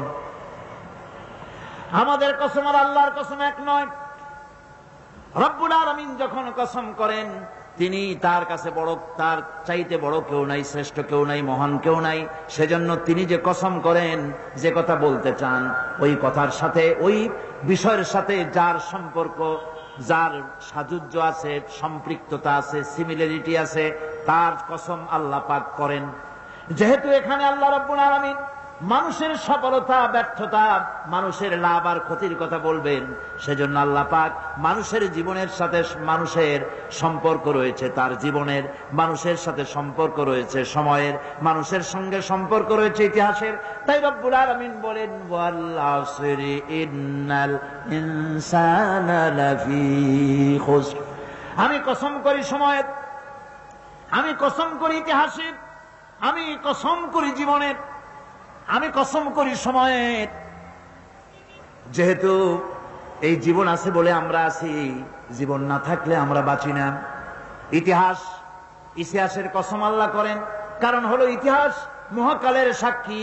এই মহাকালের দুষ্কৃতিকারা, তাদের দুষ্কৃতি যারা, তাদের দুষ্কৃত কর্ম, যা তারা যে খারাপ কাজ করেছে, সেই খারাপ কাজের ইতিহাস ধারণ করেছে। যারা সুকৃতি করেছে, তাদের সুকর্মগুলি ইতিহাস ধারণ করেছে। ইতিহাস হচ্ছে নীরব সাক্ষী। আল্লাহ বলেন, আমি ওই ইতিহাসের সাক্ষী, আমি জীবনের সাক্ষী, আমি সময়ের সাক্ষী। যেহেতু সময় কারো জন্য বসে থাকে না। সময়ের ব্যাপারে হযরত ইবনে কাইয়্যিম রাহমাতুল্লাহ আলাইহি তিনি বলেছেন, মা মাযা ফিদ দুনিয়া আহলামুন ওয়া মা বাকিয়া মিনহা আমানি। মা মাযা ফিদ দুনিয়া আহলামুন, আমি আমার জীবনের যে অংশ ফেলে এসেছি এটা আমার স্বপ্ন। ওয়া মা বাকিয়া মিনহা আমানি, আর যেটা আমার সামনে জীবন বাকি আছে ওটা হচ্ছে আমার আকাঙ্ক্ষা। ওয়াল ওয়াক্তু বাইনাহুমা দায়ুন, আর এর মাঝখান থেকে সময় চলে যাচ্ছে। সময় আমার জন্য বসে নেই, সময় চলে যাচ্ছে। এই পৃথিবীতে আসার পর আমাদের হায়াত তো বাড়ছে না, বরং হায়াত প্রতি মুহূর্তে কি হচ্ছে? লোকেরা বলে হায়াত বাড়ে, হায়াত তো বাড়ে না। হায়াত কি হয়? জন্মের পরের থেকে আমার জন্য রিজার্ভ আছে যতটুকু, 50 বছর বাঁচবো, 60 বছর বাঁচবো, যতটুকু হায়াত আমার জন্য নির্ধারিত করা আছে, নির্ধারণ করা আছে, প্রতিদিন একদিন করে কমে যেতেছে। এজন্য আমি বলি, আমার বাড়িতে যে ঘড়িটা আছে, এই ঘড়িটা বেলা 1টার সময় ঢং করে একটা আওয়াজ দেয়, শ্রোতাকে শুনিয়ে দেয়, বাড়িওয়ালা তোমার জীবনের মূল্যবান হায়াত থেকে 1 ঘন্টা কমাইয়া দিলাম। 2টার সময় 2টা ঘন্টা লাগায় শোনায় দিল, বান্দারে তোমার জীবনের মূল্যবান সময় থেকে 2টি ঘন্টা কমে গেল। এমনি করে দিন গেল, মাস গেল, বছর গেল, আমাদের হুঁশ হলো না। সময় চলে গেল তাস খেলে খেলে। সময় চলে গেল, আমাদের খেলাধুলা করে শয়তানি বদমাশি করে সময় কতটুকুন পেলাম। কিয়ামতের দিন, বিচারের দিনটা যেটা হবে, আল্লাহ রাব্বুল আলামিন বলেন বিচারের দিনটাই লম্বা হবে 50 আলফা সানা মিম্মা তাউদ্দুন। বিচারের দিনটা লম্বা হবে কত বছর? 50,000 বছর। কত বছর? দুনিয়ায় যেভাবে তুমি হিসাব করো, দুনিয়ার গণনা অনুযায়ী হাসরের বিচারের দিনটা হবে 50,000 বছরের মতো লম্বা। এক কিতাবে দেখেছি, তিনি লিখেছেন হিসাব করে কিয়ামতের ওই দিনটার হিসাবে 50,000 বছর একটা দিন লম্বা। ওই হিসাবে পৃথিবীতে যারা 60 বছর বাঁচলো, সেজন্য আখেরাতে 2 মিনিট দুনিয়ায় বাঁচলো। চিন্তা করেছো? মাত্র 2 মিনিট। 60 বছর যারা হায়াত পেল, 2 মিনিট বাঁচলো। এই 2 মিনিটের জন্য কত হাঙ্গামা, কত মারধর, কত সন্ত্রাস, ক্ষমতার জন্য লড়াই, হ্যান করেঙ্গে ত্যান করেঙ্গে, লাঠি কে আন্দার মুগুর ভরেঙ্গে, শক্তির ঠেলায় অস্থির। আবার বলে কি, সকল ক্ষমতার উৎস জনগণ, জনগণকে খুশি রাখার জন্য, জনগণকে খুশি রাখার জন্য সকল ক্ষমতার উৎস জনগণ। এই কথা শুনলে গায়ে জ্বালা ধরে মোমেনের, কারণ সকল ক্ষমতার উৎস জনগণ নয়, সকল ক্ষমতার উৎস আল্লাহ পাক। আপনারা আমার সামনে জোরে বসে আছেন, আপনারা সকল ক্ষমতার উৎস। আশ্চর্য কথা, এই মুহূর্তে যদি আপনারা শোনেন যে 4-5 জন লোক চোখ বুঝিয়া পূর্ব দিক থেকে মায়ের আরম্ভ করেছে, অথবা একটা সাপ ঢুকেছে পূর্ব দিক থেকে এই মাহফিলের মধ্যে, শোনা মাত্রই এই সকল ক্ষমতার উৎসরা সমানে দৌড় মারবেন। অন্তত হালি শহর পর্যন্ত দৌড়ায় গিয়ে বলবেন, ভাইরা আমরা দৌড়াই কেন? এই হলো সকল ক্ষমতার উৎস। এইখানে যদি 1005 বল্লা, ভীমরুল, ভাউয়া ব্যাংক যদি ছাড়িয়ে দেওয়া হয় মাহফিলের মধ্যে, এই সকল ক্ষমতার উৎস দৌড়ে কুল পাবে না কোন দিককে যাবে। ঠিক কিনা কর? এই সকল ক্ষমতার উৎসরা নাক ভরা ময়লা, পেট ভরা ময়লা, সাহসের অবস্থায় পাতিশিয়ালে ডাক মারলে চিতয়ে পড়ে যায়, বাঘের ডাক শুনলে হার্ট ফেল করে। এগুলো সকল ক্ষমতার উৎস। নাউযুবিল্লাহি মিন যালিক। এই কথা বলা শিরক, এই কথা বিশ্বাস করা কবিরা গুনাহ, হারাম। যেহেতু আল্লাহ পাক পরিষ্কার করে বলেছেন, আন্নাল কুওয়াতা লিল্লাহি জামিআ, সকল ক্ষমতার উৎস কেবলমাত্র কে? চিল্লায় বলেন, হাত উঁচু করে বলেন, সকল ক্ষমতার উৎস কেবলমাত্র আল্লাহ সুবহানাহু ওয়া তাআলা। সুতরাং তিনি এই পৃথিবীতে যারা 60 বছর বয়স পাইল, আখেরাতের ওই হিসাবে সেই পৃথিবীতে বাঁচত মাত্র 2 মিনিট। সেই 2 মিনিট সময় নিয়ে এত বাপবাড়ির ঠেলায় অস্থির। আমার বন্ধুগণ, সময় চলে যাচ্ছে স্রোতের মতো করে, কারো জন্য সময় অপেক্ষা করতেছে না। আমাদের মৃত্যু প্রতি মুহূর্তে কাছে চলে আসতেছে। এই জন্য শায়ের বলেছেন, আগাহ আপনি মৌত সে কোই বশর নেহি, আগাহ আপনি মৌত সে কোই বশর নেহি, সামা সো বরস কে হ্যাঁ পল কি খবর নেহি। মৃত্যু সম্পর্কে আমাদের কারো জানা নাই, যে কোনো মুহূর্তে মৃত্যু আমাদের কাছে এসে যেতে পারে। মৃত্যু সম্পর্কে কিছুই জানা নাই, অথচ প্রতি মুহূর্তে আমরা মৃত্যুর দিকে গিয়ে চলছি। মাল সামান 100 বছর কি ধরে খাবো তাও জমা করে রেখেছি, কিন্তু এক মুহূর্তের খবর নাই। মাহফিলে এসেছি, বাড়ি যেতে পারবো নিশ্চয়তা নাই। আছে? বলেন আছে? আপনি বাড়ি যাও ভালো, বসেছেন, দাঁড়াতে পারবেন, এই নিশ্চয়তা আছে? নাই।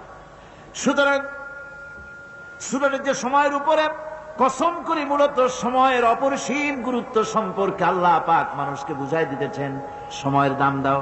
আমাদের সময় চলে যায় গান শুনতে শুনতে, আশ্চর্য মলম বিক্রি করা দেখতে দেখতে, তাস পাশা খেলতে খেলতে সময় চলে যায়, কেউ খেয়াল করে না।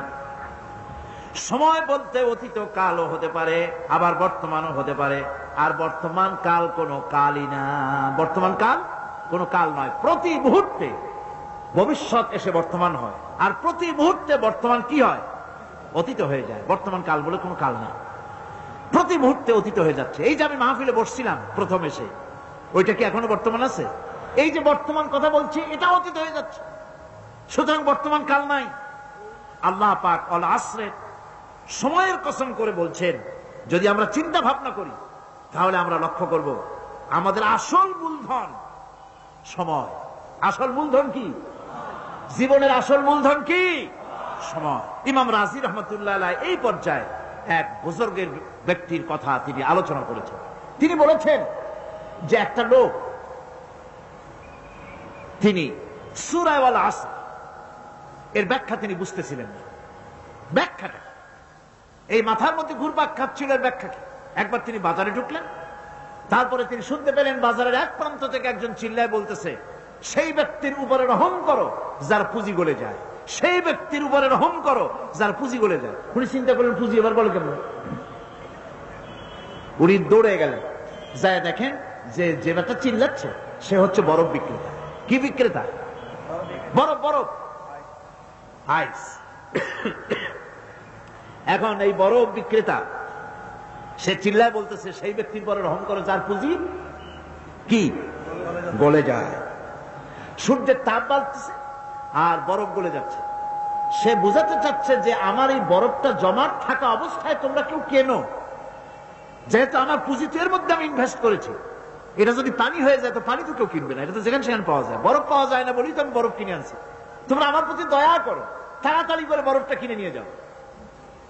ইমাম রাজি রহমতুল্লাহ আলাইহি বলেন, বুজুর্গ ব্যক্তি চিৎকার মেরে বললেন, আল্লাহু আকবার, আমি কিন্তু এই বরফ বিক্রেতার ঘোষণার মধ্য দিয়ে সূরা আল আসরের তাফসীর আমি বুঝে ফেলেছি। তার মানে হলো, বরফ বিক্রেতা যেভাবে বলতেছে সেই ব্যক্তির উপরে রহম করো যার পুঁজি গলে যায়, আমারও তো একটা পুঁজি আছে, ওই পুঁজির নাম হায়াত। প্রতি মুহূর্তে আমার পুঁজি তো গলে যেতেছে, আমার পুঁজি তো গলে যায়, প্রতি মুহূর্তে কমে যেতেছে। আহারে, এই পুঁজি যে গলে গেল ধরে রাখতে পারলাম না, এই জন্য কিছুই তো করতে পারি নাই। সূরা আল আসরের ভিতরে মানুষের আয়ুষ্কাল দেওয়া হয়েছে, বরফ গলে যাওয়ার মতো দ্রুত সে আয়ু কমে যাচ্ছে। একে যদি নষ্ট করে ফেলা হয়, ভুল কাজে ব্যয় করা হয়, সেটাই হচ্ছে মানুষের মূল ক্ষতি। মানুষের মূল ক্ষতি। ব্যবসায় ক্ষতিগ্রস্ত হয়েছে, এটা মূল ক্ষতি নয়।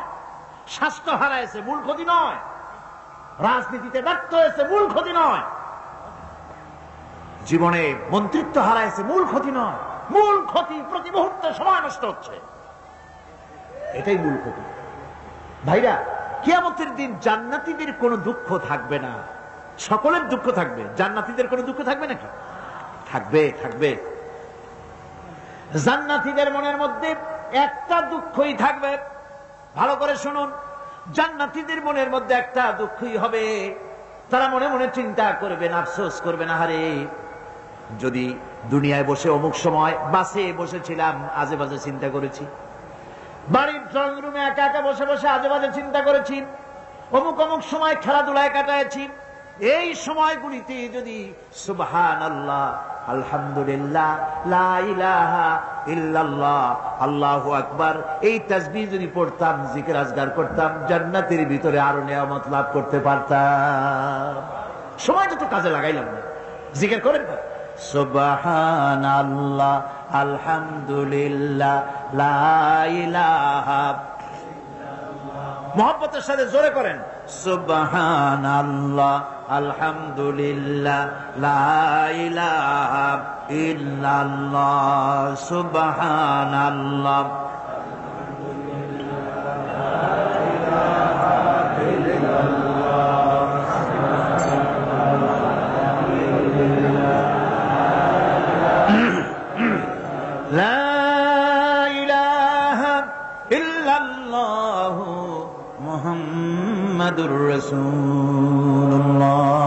সময়কে কাজে লাগান, তেলাওয়াতের মাধ্যমে, ভালো কাজের মাধ্যমে, জিকিরের মাধ্যমে, উপদেশের মাধ্যমে।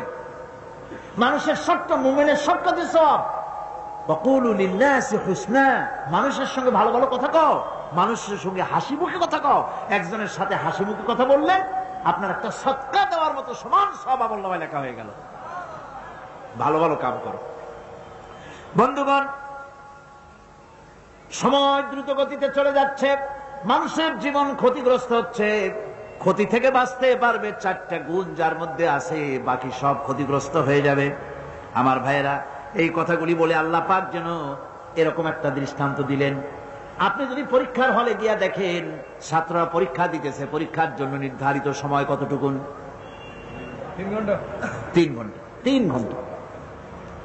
আপনি গিয়ে দেখলেন কোন একজন পরীক্ষার্থী পরীক্ষা দিতে গিয়ে আর একদিকে তাকায় আছে, আকাশের তারা গুনতেছে, অথবা সে গল্প করতেছে, অথবা পরীক্ষা বাদ দিয়ে আজে বাজে কিছু লিখতেছে।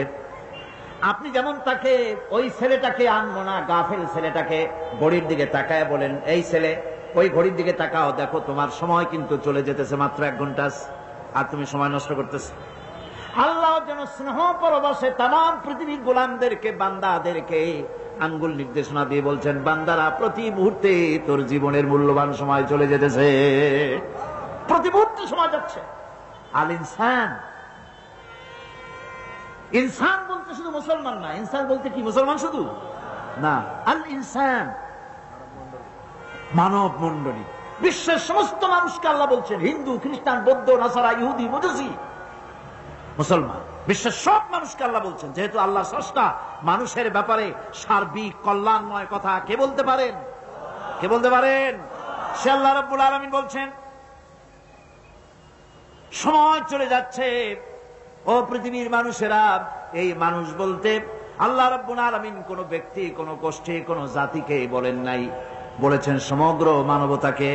এর অর্থ হচ্ছে সূরাটিতে উল্লেখ্য 4টি গুণ যদি আমল করতে পারে লোকেরা, যেই ব্যক্তি করবে, যেই সমাজ করবে, যেই রাষ্ট্র করবে, যেই গোষ্ঠী করবে, যেই জাতি করবে, তারাই ক্ষতি থেকে বেঁচে যাবে, আর যারা করবে না তারা ক্ষতিগ্রস্ত হবে। কি হবে বলুন? এখন আল্লাহ পাকের কথা শুনুন। আল্লাহ পাক বলছেন, ওয়াল আসরি ইন্নাল ইনসানা লাফি খুসর। খুসর, এই যে খুসর, খাসারা, এই শব্দটা হচ্ছে আবিধানিক অর্থে ক্ষতি হচ্ছে লাভের বিপরীত। লাভের বিপরীত কি? ক্ষতি। নাফা, এই নাফার বিপরীত কি? নোকসান। খাসারাটা কি? নোকসান বলা হয় পুঁজি 50,000 খাটাইছিলাম, লাভ করতে পারি নাই, পুঁজি ঠিক আছে, এটাকে বলা হয় নোকসান। এটাকে কি বলা হয়? নোকসান। কিন্তু আমি পুঁজি খাটিয়েছিলাম 50,000 টাকা, লাভ তো হয়ই নাই, পুঁজিও চলে গেছে, আমও গেছে, সালাও গেছে, আমও নাই, সালাও নাই। এইটারে আরবিতে কি বলা হয়? খাসার, দেউলিয়া। দেউলিয়া হয়ে গেছে। দেউলিয়াটা বোঝেন ভালো আপনারা, দেউলিয়া হয়ে গেছে। কোরআন লাভ বা সাফল্যের ধারণা যেমন নিছক পার্থিব নয়, সমৃদ্ধির কথা শুধু পার্থিব নয়, জন্ম থেকে শুরু করে মৃত্যু পর্যন্ত কোরআনের লাভের কথা যখন বলা হয়, তখন জন্ম থেকে মৃত্যু পর্যন্ত, আখিরাত পর্যন্ত, কিয়ামত পর্যন্ত। ক্ষতিটাও জন্ম থেকে শুরু করে মৃত্যু পর্যন্ত, কিয়ামত পর্যন্ত ক্ষতিটাও। এই ক্ষতি থেকে বাঁচবার জন্য কোরআনে কারিমে বিভিন্ন জায়গায় এই খাসারা শব্দ ব্যবহার করা হয়েছে। আল্লাহ রাব্বুল আলামিন বলছেন, ওয়ামান খাফফাত মাওয়াজিনুহু ফাউলাইকাল্লাযীনা খাসিরু আনফুসাহুম বিমা কানু বিআয়াতিনা ইয়াযলিমুন। যাদের পাল্লা ভারী হবে কিয়ামতে, তারাই হবে সফলকাম। আর যাদের পাল্লা হালকা হবে, নেকির পাল্লা, নেকির পাল্লা যাদের হালকা হবে, তারা হবে ক্ষতিগ্রস্ত। তারা নিজেদের ক্ষতি, নিজেরাই ক্ষতি সাধনকারী হবে কিয়ামতের দিন। কাজে মানুষের জীবনের সমুদয় কার্যাবলীর ভালো অংশ যদি খারাপ অংশের উপরে বিজয়ী হয়, তারপরে খারাপ অংশ পাওনাদারদের দিয়ে টিয়া, এরপরে যদি নেকি কিছু বাকি থাকে, তাহলে বোঝা গেল লোকটা কিয়ামতে নাজাত পাবে। আর যদি ভালো কাজের উপরে খারাপ কাজ বিজয়ী হয়ে যায়, আর সমস্ত পাওনাদারদেরকে পাওনা মিটাইয়া তারপরও পাপ বাকি থেকে যায়, এক চাইতে খাসারা পৃথিবীতে, আকাশে, জমিনে কিছুই আর হবে না। এক থেকে বাঁচার জন্য আল্লাহ পাক এই খাসারা থেকে বাঁচার জন্যই মানুষকে এই কথা বলছেন। এই কথাটি কোরআনে কারিমের অন্য একটি আয়াতে আরো সুন্দর করে বলা হয়েছে, যারা নাকি এই দুনিয়ার বুকে, যারা নিজেদের পুঁজি খাটাইছে, জীবনের পুঁজি সুদ কামাইতে খাটালো, জীবনের পুঁজি খাটালো হারাম কামাইয়ের ভিতরে, অন্যায় কাজের ভিতরে। যারা জীবনের পুঁজিকে আল্লাহর দ্বীনের কাজে লাগাতে পারে নাই, তাদের সম্পর্কে বলা হচ্ছে খাসিরাদ দুনিয়া ওয়াল আখিরাতা যালিকা হুয়াল খুসরানুল মুবিন। খাসিরাদ দুনিয়া ওয়াল আখিরা, দুনিয়াও ক্ষতিগ্রস্ত, আখিরাতেও ক্ষতিগ্রস্ত। এটা হচ্ছে তার জন্য সুস্পষ্ট ক্ষতি, এর থেকে বড় ক্ষতি আর কিছুই হতে পারে না। আল্লাহ পাক কোরআনে কারীমে অন্যত্র বলেছেন وَنُنَزِّلُ مِنَ الْقُرْآنِ مَا هُوَ شِفَاءٌ وَرَحْمَةٌ لِلْمُؤْمِنِينَ وَلَا يَزِيدُ الظَّالِمِينَ إِلَّا خَسَارًا। আমি এই কোরআন অবতরণের পরিক্রমায় এমন সব বিষয় অবতীর্ণ করেছি যা মুমিনদের জন্য নিরাময় এবং তাদের জন্য রহমত, আর জালিমদের জন্য ক্ষতি ছাড়া আর কিছুই বৃদ্ধি পায় না। জালিমদের জন্য ক্ষতি বৃদ্ধি পায়, আর যারা মুমিন তাদের জন্য এর মধ্যে নিরাময় আছে, এর মধ্যে রহমত আছে। অর্থাৎ যারা এই কোরআনকে যারা নিজেদের আইনের কিতাব হিসাবে গ্রহণ করেছে, কোরআনকে তাবিজের কিতাব হিসাবে নয়, ধর্মীয় কিতাব হিসাবে নয়, কোরআন সংবিধান। কোরআন কি? কোরআনকে যারা সংবিধান হিসাবে মেনে নিয়েছে, কোরআনকে যারা সংবিধান হিসাবে গ্রহণ করলো, ব্যক্তি, পরিবার, সমাজ, রাষ্ট্রে তাদের যাবতীয় মানসিক, বুদ্ধিবৃত্তিক, নৈতিক, তামাদ্দুনিক রোগের নিরাময় হবে, দ্বারা শান্তি হবে। কিন্তু যেসব জালিম এই কোরআনকে প্রত্যাখ্যান করেছি, কোরআনকে যারা মৌলবাদীদের কিতাব বলে, কোরআনের কথা বললে মৌলবাদ বলে গাল দেয়, তারা তাদের কপালকে পোড়াইয়া ছাই বানাইয়া দিছে, তাদের কপাল ভস্মীভূত করে দিয়েছে। আমার দেশে, এই দেশটা কি মুসলমান বেশি না অন্য জাতি বেশি? কোন? জোরে কোন? মুসলমান সবচেয়ে। খুব লক্ষ্য করে শোনেন, এই দেশে সবচেয়ে মুসলমান বেশি, ইন্দোনেশিয়ার পরে। পৃথিবীর দ্বিতীয় বৃহত্তম মুসলিম দেশ হলো কোনটা? বাংলাদেশ। এই দেশে ইসলামরে যত গালি দেওয়া হয়েছে, কোরআনকে যত গালি দেওয়া হয়েছে, আলেমদেরকে যত গালি দেওয়া হয়েছে, রাসূলুল্লাহকে যত গালি দেওয়া হয়েছে, ইসলামী আদর্শকে যত গালি দেওয়া হয়েছে, পৃথিবীতে কোন দেশে এইভাবে ইসলামকে গালি দেওয়া কোথাও হয় না। এমনকি আমেরিকার মতো দেশে, ইংল্যান্ডের মতো দেশেও কোরআনের বিরুদ্ধে এত কথা কেউ বলতে সাহস পাবে না, ইসলামের বিরুদ্ধে কথা বলতে সাহস পাবে না, যেহেতু মুসলমানেরা সেখানে পাল্টা আক্রমণ করবে। আজ আমার দেশে মুসলমানের ঘরের সন্তান হইয়া ইসলামের বিরুদ্ধে তারা বক্তব্য রাখে। মৌলবাদ জিকির উঠে গেছে। বিল ক্লিন্টনরা, আমেরিকার প্রেসিডেন্টরা যখন শপথ নেন, প্রেসিডেন্ট হিসেবে ওথ নেন, বাইবেলের উপরে হাত রাখেন আর বলেন, এই মহাগ্রন্থকে স্পর্শ করে শপথ নিচ্ছি, আমি আমার চিন্তা চেতনা, আমার মেধা, আমার প্রজ্ঞা, সবটা আমার জাতি, আমার দেশকে উন্নয়নের জন্য, এর সমৃদ্ধির জন্য, এর সংরক্ষণের জন্য আমি আমার জীবনকে উৎসর্গ করব। বাইবেলের উপরে স্পর্শ করে এই শপথ তারা নেন। আমার দেশের প্রেসিডেন্ট, প্রধানমন্ত্রী শপথ নেওয়ার সময় কোরআন শরীফের উপরে হাত রাখে যদি, তাহলে বলা হবে বেচারা মৌলবাদী হয়ে গেছে। এটা করা যাবে না। আর যদি কেউ করে সামান্য কিছু, কোরআন না, যদি তসবিহ নিয়েও আসে, তাহলে বুঝতে হবে জাতির সাথে একটা প্রতারণা ছাড়া কিছুই না। কাজেই ধর্মের প্রতি আকর্ষণ একটা ভিন্ন জিনিস, সেই জিনিসকে ছেড়ে যারা দেয় তারাই ক্ষতিগ্রস্ত হয়, আর যারা ধরে রাখে তারা দুনিয়ায় ক্ষতিগ্রস্ত হয় না। আল্লাহ পাক এখানে রাসূল করিম সাল্লাল্লাহু আলাইহি ওয়াসাল্লাম একটি হাদিস প্রণিধানযোগ্য কোরআনের ব্যাপারে। হুজুর বলেছেন, আল কোরআন হুজ্জাতুন লাকা ওয়া আলাইকা।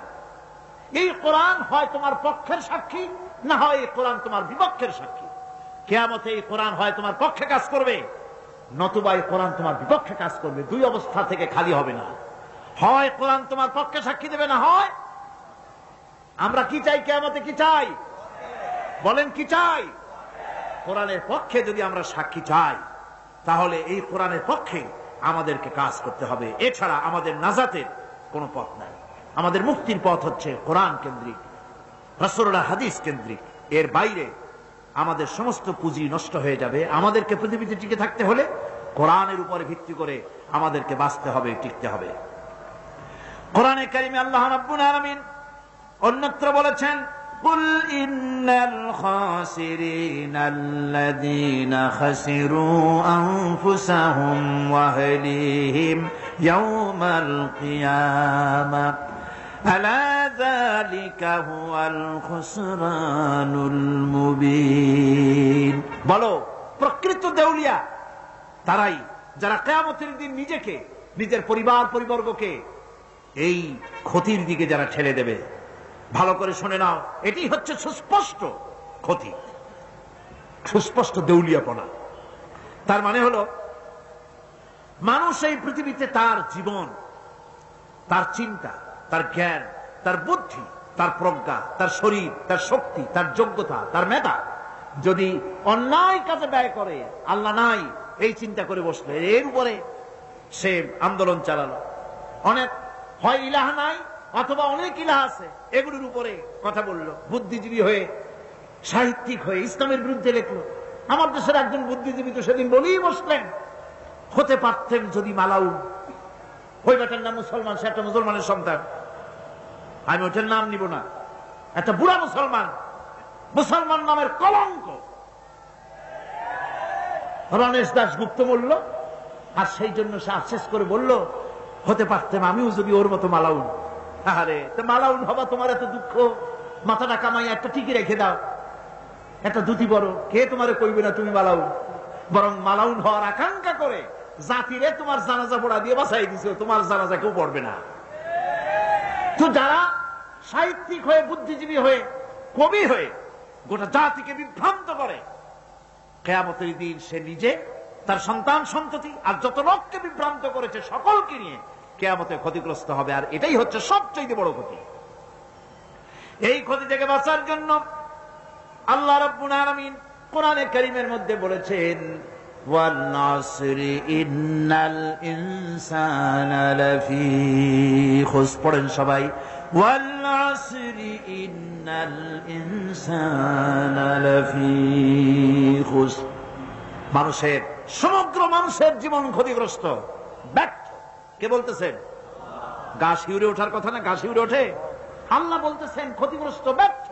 আপনি যতই মনে করেন আপনার মিল আছে, কল আছে, কারখানা আছে, মন্ত্রী, টাকা পয়সা আছে, প্রেসিডেন্ট হয়েছেন, প্রধানমন্ত্রী হয়েছেন, আপনার জীবন সফল হয়েছে, আল্লাহ বলেন না, জীবন ব্যর্থ, জীবন বিফল, জীবন ক্ষতিগ্রস্ত। তাম পৃথিবীর সমস্ত মানুষ ক্ষতিগ্রস্ত, ব্যর্থ। 4টা কাজ করলে সফল হবে।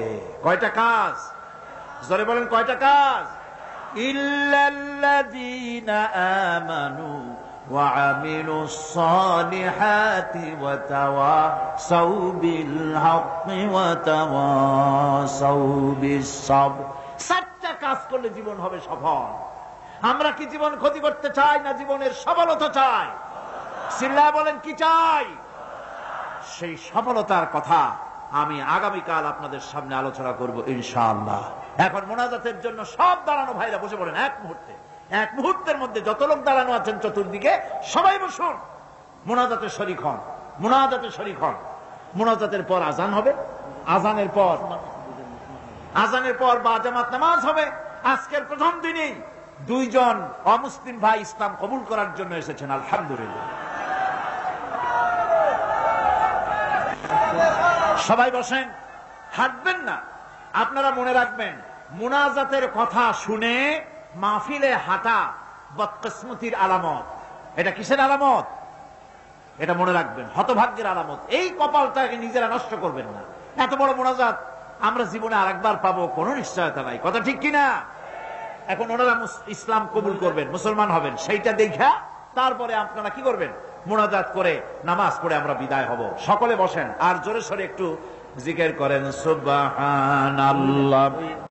হ্যাঁ ভাই, জিকির করতে বলছি তো, মহব্বতের সাথে করেন, সুবহানাল্লাহ, আলহামদুলিল্লাহ, লা ইলাহা ইল্লাল্লাহ, সুবহানাল্লাহ, আলহামদুলিল্লাহ, লা ইলাহা ইল্লাল্লাহ, সুবহানাল্লাহ, আলহামদুলিল্লাহ, লা ইলাহা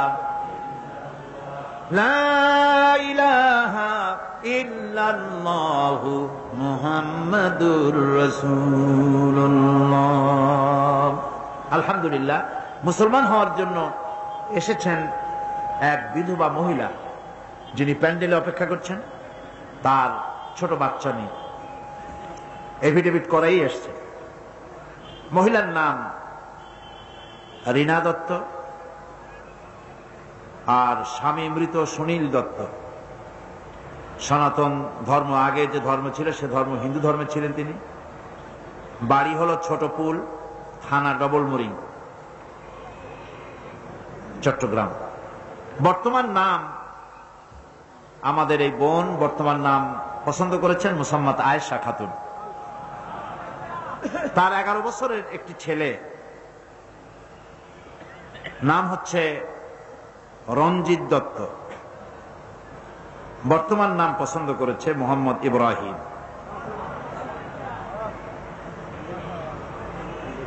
মায়ের কাছে সে ছেলে আছে। তো ছেলে এবং মা দুজনই আমরা যা এখানে বলতেছি উচ্চারণ করছি, আপনারা সেভাবে পড়েন। লা ইলাহা ইল্লাল্লাহু মুহাম্মাদুর রাসূলুল্লাহ। আল্লাহ ছাড়া কোন ইলাহ নাই, মাবুদ নাই। মুহাম্মদ সাল্লাল্লাহু আলাইহি ওয়াসাল্লাম আল্লাহ প্রেরিত রাসূল। আশহাদু আল্লা ইলাহা ইল্লাল্লাহু ওয়াহদাহু লা শারীকা লাহু ওয়া আশহাদু আন্না মুহাম্মাদান আবদুহু ওয়া রাসূলুহু। আমি সাক্ষ্য দিচ্ছি আল্লাহ ছাড়া কোন ইলাহ নাই, উপাস্য নাই, মাবুদ নাই। তিনি এক, তিনি একক, তার কোন অংশীদার নাই। আমি আরো সাক্ষ্য দিচ্ছি মুহাম্মদ সাল্লাল্লাহু আলাইহি ওয়াসাল্লাম আল্লাহর বান্দা এবং তার প্রেরিত রাসূল। যিনি ইসলাম কবুল করলেন সেই বোনকে বলবো যে ইসলাম কবুল করাই যথেষ্ট নয়। ইসলাম কবুল করার পর ইসলামকে জানা এবং সেই অনুযায়ী আমল করাই সবচেয়ে বেশি জরুরি। কলেমা পড়ে আপনি ইসলাম কবুল করলেন, এখন মুসলমান হলেন। এখন থেকে ইসলামকে জানার জন্য চেষ্টা করুন, 5 ওয়াক্ত নামাজকে সঠিকভাবে আদায় করুন এবং পর্দায় থাকুন। কোন মুসলিম পরিবারের কাছ থেকে ইসলাম সম্পর্কে জেনে নিতে, শিক্ষা গ্রহণ করে আমল করার জন্য প্রচেষ্টা করুন। আল্লাহ পাক তৌফিক দান করুন। আগামীকাল যথাসময় আপনারা চলে আসবেন। এবং আমি তো মনে করেছিলাম যে চতুর্দিকে নির্বাচন চলছে, প্রথম দিনের অবস্থা কি হয় আল্লাহই জানে। আলহামদুলিল্লাহ, প্রথম দিনের উপস্থিতি অত্যন্ত সন্তোষজনক। আলহামদুলিল্লাহ, সকলে বলেন আলহামদুলিল্লাহ। আমি এজন্য বলি নাই যে আপনারা মাথা উঁচু করে দেখবেন যে কি হয়েছে। আমি এটা বিশেষভাবে আমার বন্ধু হযরত মাওলানা শামসুদ্দিন সাহেবকে বুঝাবার জন্য বললাম। বাস্তব চিত্র উনি তো দেখতে পাচ্ছেন না। আল্লাহ ওনার প্রতি রহম করুন, সবাই বলি আমিন। এ মাহফিলের সবচেয়ে বড় চিন্তা যা, তিনি মাওলানা শামসুদ্দিন সাহেব। সকলেই স্বীকার করবেন, সব থেকে বেশি চিন্তা, সবচেয়ে বেশি কষ্ট উনি করেন। ওনার সাথীদেরকে নিয়েই উনি করেন। সকলেরই অবদান থাকে, কিন্তু কারো না কারো মাথায় যন্ত্রণা বেশি থাকে। আমরা মাওলানা শামসুদ্দিন সাহেবের জন্য দোয়া করব, আল্লাহ রাব্বুল আলামিন তাকে তুমি হায়াতে তাইয়্যিবা দাও, তার প্রতি তুমি রহম করো। আপনারা প্রতিদিন এভাবে করে একে অন্যকে ডেকে নিয়ে আসবেন, দাওয়াত করে নিয়ে আসবেন। তাআওয়ানু আলাল বিররি ওয়াত তাকওয়া ওয়া লা তাআওয়ানু আলাল ইসমি ওয়াল উদওয়ান। ভালো কাজের সহযোগিতা করা দরকার। আপনারা আপনাদের বন্ধুদেরকে দাওয়াত দিয়ে নিয়ে আসেন, বলেন কোরআনের মাহফিল শুনলে পরে মন মস্তিষ্ক ভালো হয়ে যায়, কোরআনের আওয়াজে দিল ভালো হয়, চরিত্র ভালো হয়। আসো, চলো কোরআন শুনতে যাই। আপনার বন্ধুকে, আপনার ভাইকে, আপনার মাকে, আপনার বোনকে, আপনার স্ত্রীকে, আপনার মেয়েকে, সবাইকে নিয়ে দাওয়াত দিয়ে নিয়ে আসবেন। এক একজন টার্গেটে নিবেন, প্রতিদিন এক একজনে 3 জন করে দাওয়াত দিয়ে নিয়ে আসবো। একজনে কয়জন? প্রতিজনে প্রতিদিন 3 জন করে বেশি লোককে দাওয়াত করে নিয়ে আসেন। আপনার দাওয়াতে লোকেরা যত আসবে, আপনার দাওয়াত পেয়ে আসলো, সেই লোকটা ভালো হলো, যত ভালো কাজ করলো, কিয়ামতের দিন এতগুলি সওয়াব আপনার আমলনামা বইয়ে দিবে। সুবহানাল্লাহ। যাওয়ার সময় প্রতি বছরের মতো বই মেলা বসেছে, কারণ আলহামদুলিল্লাহ এখানে যে বই মেলা অন্যান্য বই মেলার মতো নয়। এই বই মেলাগুলি আল্লাহ পাকের কোরআন হাদিস দিয়ে ভরা। সুতরাং এই কোরআন হাদিস মূলক বইগুলি আপনারা কিনবেন, দিন ও ঈমান আপনাদের তাজা হবে। আল্লাহ পাক আপনাদের সকলকে তৌফিক দান করুন, বলি আমিন। বই কাউকে কোনোদিন ঠকায় না। বই আল্লাহ রাব্বুল আলামিন মানুষের মন মস্তিষ্ককে ইসলামের দিকে আকৃষ্ট করে দেয়।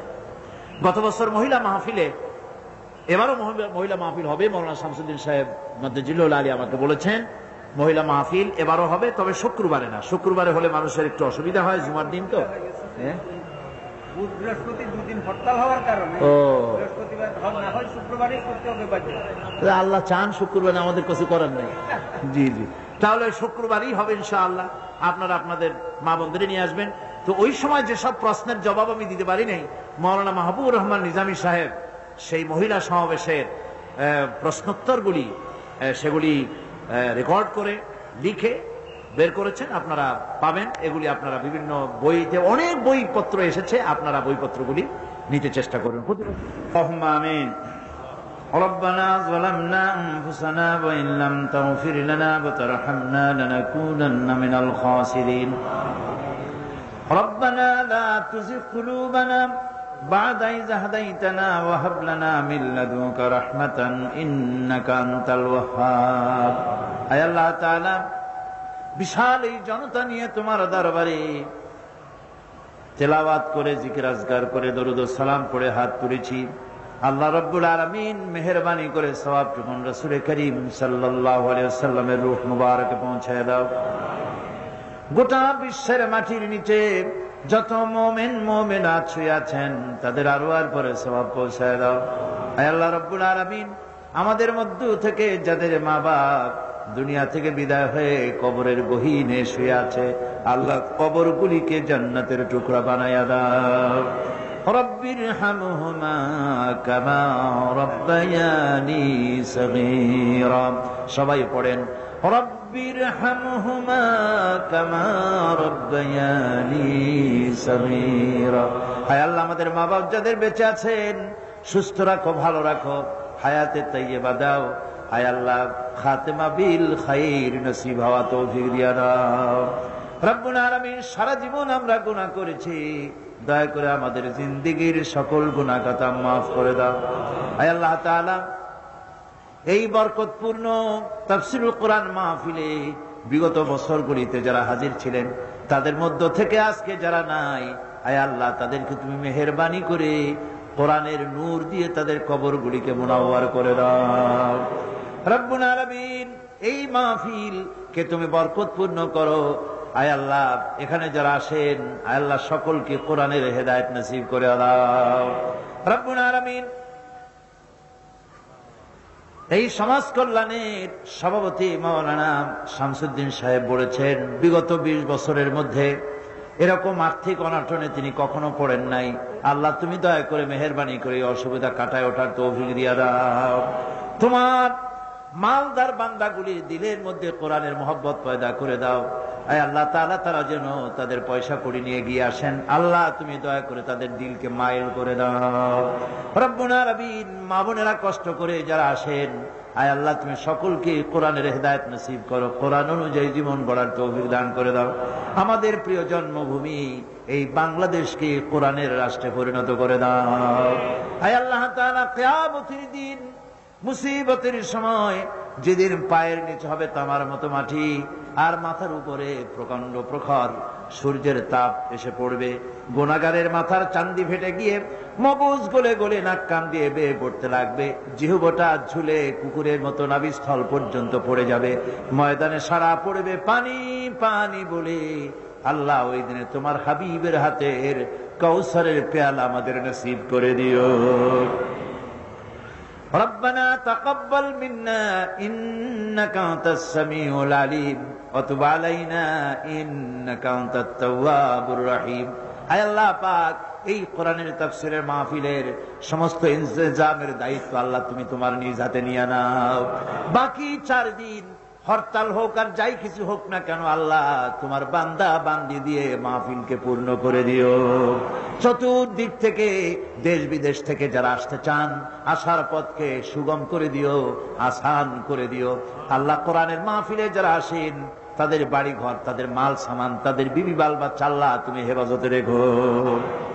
সুবহান রাব্বিকা রাব্বিল ইজ্জাতি আম্মা ইয়াসিফুন ওয়া সালামুন আলাল মুরসালিন আলহামদুলিল্লাহি রাব্বিল আলামিন ওয়াজআল আখিরা কালিমাতিনা ইনদাল মাউত লা ইলাহা ইল্লাল্লাহু মুহাম্মাদুর রাসূলুল্লাহ। আসসালামু আলাইকুম ওয়া রাহমাতুল্লাহ।